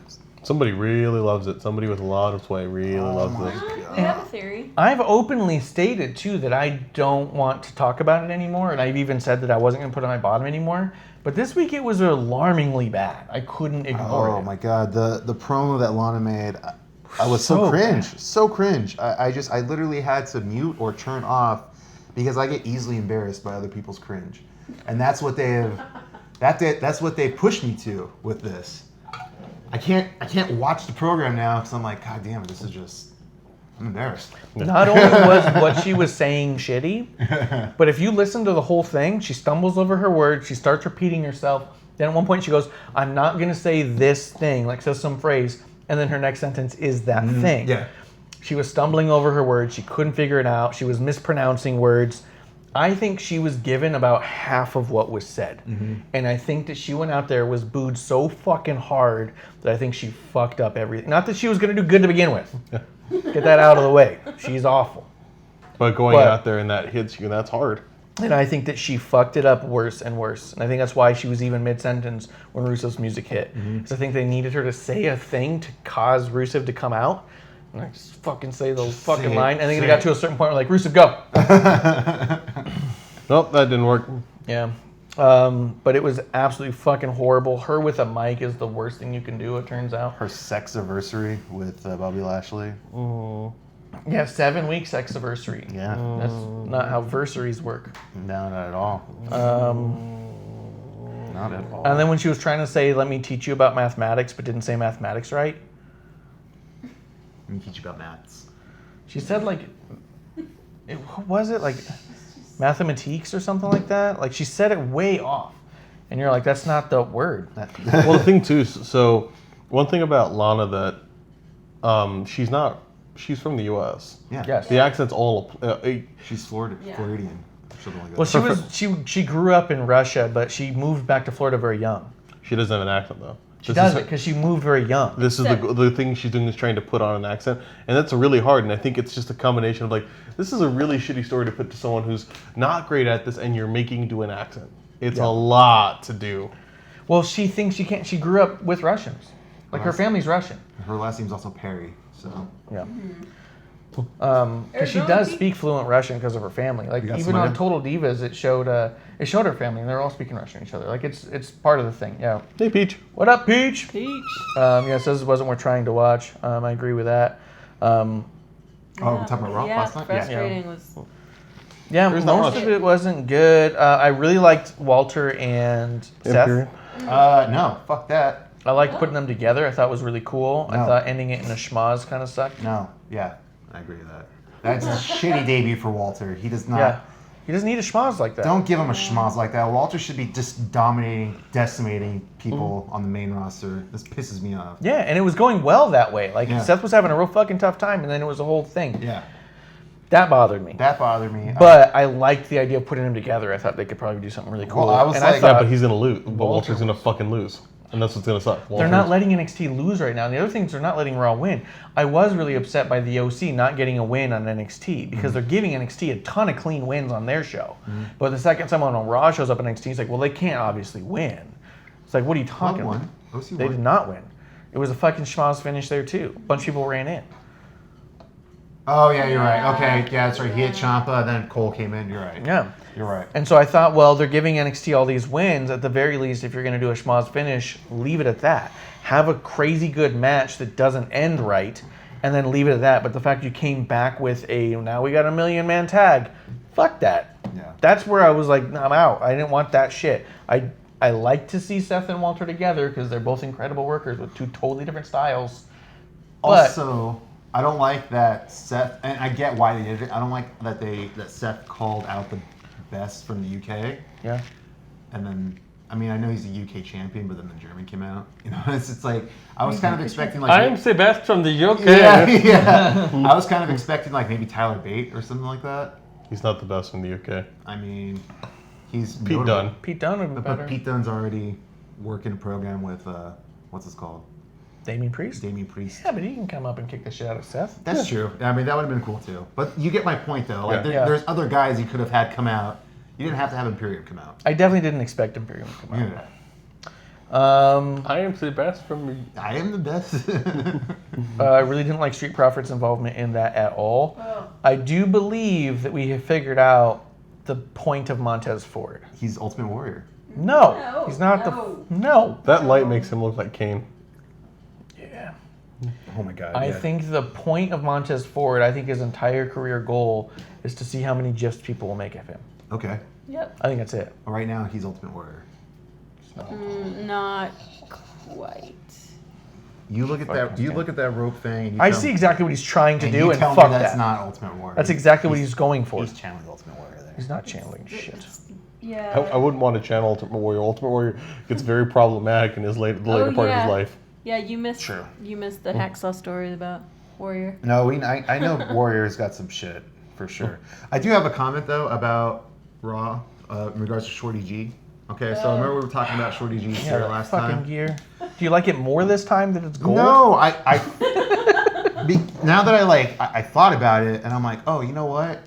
I don't know if they're like trying to make him a basketball player or make him look more like Little Mac from Punch Out, because they gave him the Rocky-esque like theme song, like the boxing kind of theme song, and just hear me out. Look at Little Mac right here. So they're trying to do Little Mac? He's got the boots, he's got the shorts, he's pretty much wearing a tank top. or Maybe no make shirt. him wear shorter shorts because the shorts he wears now they really make him look small. They make him look really small. Because he's wearing like when he wears like That's basketball shorts, like loose Jordan basketball shorts. It's like, oh fuck, you're tiny. kind of a poor execution of that. But it could be where they're going with it, which makes sense. But it also like is It's also wishful unnecessary. thinking. Like, oh, if they're making him look like Little Mac, that's pretty dope. I think the thing with it is, and he can own the size thing and still wear his fucking He can, single. he can own the size thing and not be Shorty G. Also, I'm with you. I fucking hate whenever it comes out. I'm like, motherfucker. yeah, and he's just like, Angrily, just like, Shorty G. yeah. His Bret Hart Yeah. thing comes down. Fucking stop. Small blockheaded cunt. Oh, it's not his fault. Yeah, it probably is. Yeah, it probably is. What the hell is your mom made of Lego? I will say most of Raw was pretty bad. His. Oh, I like the Kabuki Warriors getting another win Kabuki. for their titles. Borky Warriors. Although again, that was another Bailey getting laid out by Shayna and then beating up Becky. It's another like they're really laying it on thick. I like this just Bayley hope shit. Bailey turns around and fucks them both up Survivor Series because Yeah. to me that would make it worthwhile. 100%. My other thing I had on there is like a bottom 5 of like this is the shits. Is the 24/7 title again? Yeah. Has gotten even worse. What's up? Yeah, they had that whole fucking stupid match, and then they literally just run around the ring and then run away. I was like, why did we book this shit? We're restarting. Well, because I then like our truth. and then it went into the backstage Thing to bring gimmick into with Rowan. Eric Rowan. But and they introduced Rowan before that too when he was talking to whatever His in the cage. box and in the cage, whatever. So it turns out what's in the cage is a camera, Yeah, well, duh. obviously, because that's how they got that shot. He's talking to the camera. Yeah, that's all that's in there. I'm positive. I don't know what's going on with Eric Rowan. I don't know what they're doing with him. I don't mind watching him beat the shit out of the Singh brothers. I can get behind that. Yeah, it didn't bother me that part. I can get behind that. But then the whole like being in the dark and I was just. Him talking to the cage, bringing out the cage that's covered, and then going away. I was immediately not interested because I've seen too many times where we try to go on with shit where it's like, what is this? What's this? It's a mystery, and then there's gobbledygooker. it's a fucking gobbledygooker. It's we don't know what it's gonna be. You probably don't know what it's gonna be booked as. Yeah. You're trying to figure it out later. You just think it'll be cool right now. It's either gonna turn out to be something absolutely stupid or it's just gonna disappear. I have no faith in this fucking basket of shit being anything. Well, we have It's Liv Morgan in the cage. Yeah. I can get behind that too. Yeah. Well, we have so many people coming out where like it may not be hiding something, but it's like rather than doing shit or wrestling, they're talking. Like it's now 3 because it's the same shit as like as AOP and Aleister Black. It's just like And you got I get Rowan. it, do things. Black is injured right now. Oh well, what do you do? Fucking trip over his goddamn chair because the fucking room's dark? Yes. Yeah. Okay. Prick. But yeah, he's injured right now. AOP, I don't know why. I want to see them. Yeah. I don't think they're going to pull the trigger on AOP till after Survivor Series. Because then you have to throw them in Survivor Series because they're that Big. Yeah, presence. they got that much presence. Yeah, 100%. I think it's one more thing that we just don't know. Like the entire fucking Roman storyline. They had the people attacking Roman. All this fucking, I'm going to tell you the truth. I'm going to tell you the secret. I don't fucking know. That shit is fucking tiring. Why does nobody fucking know anything around there? Like, not everything can be a goddamn mystery every time, every week. I'm okay with just straight up information. Just give me data. I can accept if I like it or don't. But this mystery shit's getting to the point where I don't care. I stopped caring if Roman Reigns was going to be murdered by someone. I don't care what's in your fucking tool bag with a fucking burlap sack on it. I don't give a shit. I don't care if Aleister Black ever has a match again. Your fucking ass-dragging mysteries just go nowhere. They completely lose interest immediately. I would love that to be like a new show on Lifetime, Ass Dragging Mysteries. Yeah. I think I saw that on Netflix actually. Yeah. Ass-dragging mysteries. Ass Dragging. Um, Did NASA really invent Velcro? yeah. And then it's like a 19-episode show. Season 5 of Serial, Ass Dragging Mysteries. And it's like it's in the format of Ancient Aliens too, where it's like they never actually provide anything conclusive. Yeah. Yeah, like, Could it be that alien? Yeah. I know you've been here for 90 minutes. yeah. I'm just not interested in that much fucking mystery. Yep. You have one or two things I'm just not sure about, cool. But at this point, that's all you've been trying to do. It's one thing to surprise you. It's also another thing to be fucking constantly being like, it's not going to show you. It's like that show, Man on the High Castle. Yeah. We had to stop watching that show. Did you ever watch Man in High Castle? Good. We were, what, 2 seasons in Two before we seasons. realized we didn't know anything more than we knew from the first episode? So we just stopped watching. I was watching the episode and I was like, fuck. And she's like, what? And I was like, we still don't know anything we didn't know in the first episode. And she thought about it. She goes, yeah. And I was like, we don't know about that fucking video. We don't know what's on it. We don't know who needs it. We don't know why. We don't know who's protecting it. We don't know why they're protecting it. You don't know why these other people don't want it. But all you know is those things which were established in episode 1. And I was So like, I'm important. tired of not knowing where this is going. So we just stopped watching. That was like it. the main. Yeah, it was like focus. episode 2 of season 2. I was like, let's find a new show. Yeah. But yeah, You can't fucking drag on for a fucking year and be like, what we've established in episode 1 is still entirely true in the last episode. it would have been better if they. I don't want to go make this Man in High Castle thing, but I love that goddamn book. Oh, Like I love Philip K. yeah? Dick. So yeah, I Have you love the. seen the show? I'm not surprised Like- you love Phil Dick. Was his name Philip P. Dick? Yes. Philip K. Philip Dick. P. Dick, yeah. Yeah, he. Philip K. Dick? Yeah, K. Yeah. Dick. Yeah. He- Everyone's middle initial is K. You didn't know that? No. So he did like he's famous for that. He's also famous for Blade Runner. Is based on one of his works. So yeah, he did like he's a Right, he's a weird sci-fi author I love. But when What's his name? Philip Phil K. Dick. Electric Ant, like, yeah. Phil Dick, okay. But when I saw they were doing that, I was like, that's so not gonna work out because it's a cool it's kind of like how Wolfenstein's a really cool game, but you really kind of have to create your own story behind it. You can't use this goddamn story to make a show because really it's a movie at best. Yeah, no, it's not. Oh, you mean like Resident Evil? Like it's gonna you have a thing, like, and also I mean part of it is like Nazis You're like, winning it's the 40 pages. It's a short story. Yeah. Nazis winning the war is an okay thing. You got to go beyond that. Like it's an interesting topic. You got to go beyond that. Like I said, okay thing. That's not the right way to phrase that. Yeah. Yo, yeah. Nazis winning? Dope. But Nazis winning? Cool with that. Shit. boring story? Not okay. Oh my gosh. But like That's where I draw the fucking line. you could have done like Iron Skies, where it just went stupid. It was like great. You know what? Have you seen Iron Skies? I recall. Yeah, I think I. Nazis on the moon. Yeah. Oh, that sounds cool. It's fucking funny. It's dumb and terrible. And it's Wait, like when they get there, all the work's already done. I don't get it. Sorry. Okay, so point. Nazis on the moon. They just went. Nazis land on the moon. The work's already done. They're the only ones there. There they are. Oh god damn it! Oh. That's a good racism joke. Okay. Is it? They're the Moving on. No. Terrible. I was like, what? Do you mean like a What- set How many thing? people have we got on this show? Let's try and keep this. Nazis on the moon. Keep it at 3 or 4. Oh no, it's definitely just us. Okay. just us. Nazis on the moon. We lost Stackhouse, Yeah. everybody. Just us. Whoop, whoop. That was the entirety of my list on there. I thought Raw was largely bad. Just a lot of jobber stuff for no reason. Yeah.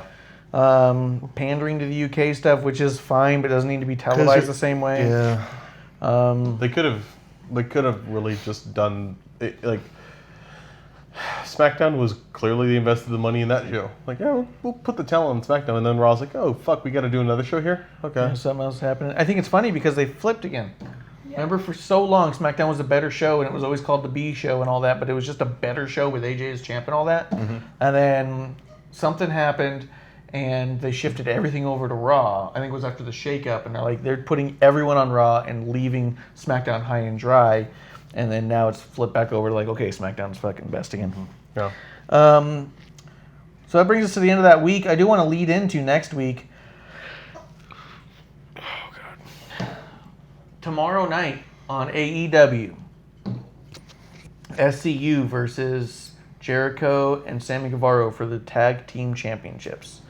What do you guys think of this match? Oh, I mean, SCU better win. Yeah. I see you. But Jericho's got a 100% win-loss record.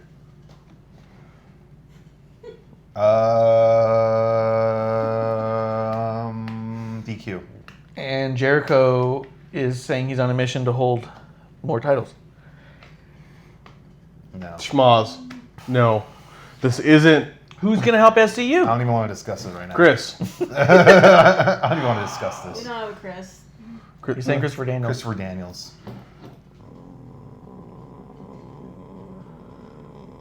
Christopher Daniels gets kneed in the balls backstage. They announced this immediately after Full Gear. Where was my lead up?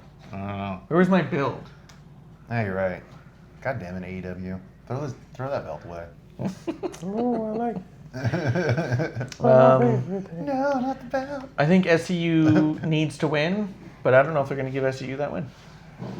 I don't know if it's going to be clean, but I don't think Jericho walks away with the belt tomorrow. With the tag belts. I think if it's not clean, it doesn't matter how you finish it. Fuck you guys for booking that to begin with. True. Yep. So I feel about it. A clean win for SCU solidifies SCU's as a fucking incredible tag team in their company and the best tag team that is there and deserving to be in the championship, being championship holders. It should be Dark Order getting the match right now. Should be. Any other tag team I think has more sense right now. But giving that title shot to Jericho, anything other than clean win, and in my book, fuck you guys for booking it to begin And with. this is one of those things where it's okay for somebody to be cut a promo and be like, take me on. And then fine, later tonight, and we'll put the belt on the line. Yeah, you could have booked it in a way that would make me semi-interested. Yep. But now I'm just going in there with fucking chip on my shoulder. You Yeah. can suck my balls. Fuck you, Jericho. God damn it, Jericho. Last call time? Last call? Last call.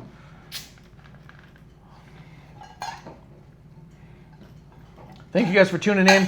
Find us on Twitter at WOTR The Show, at Ref Marsh, at GR Lunar, at Crybaby Clump, and check out our ProWrestlingTees.com/Wrestling on the Rocks to get your Drinking Buddies t-shirt. Sam Stackhouse is okay. Give me what I want. And Wildcard. We'll see you guys next week. Thank you guys for tuning in. Thank you. What's up? No? What? This is a weird ending. Okay.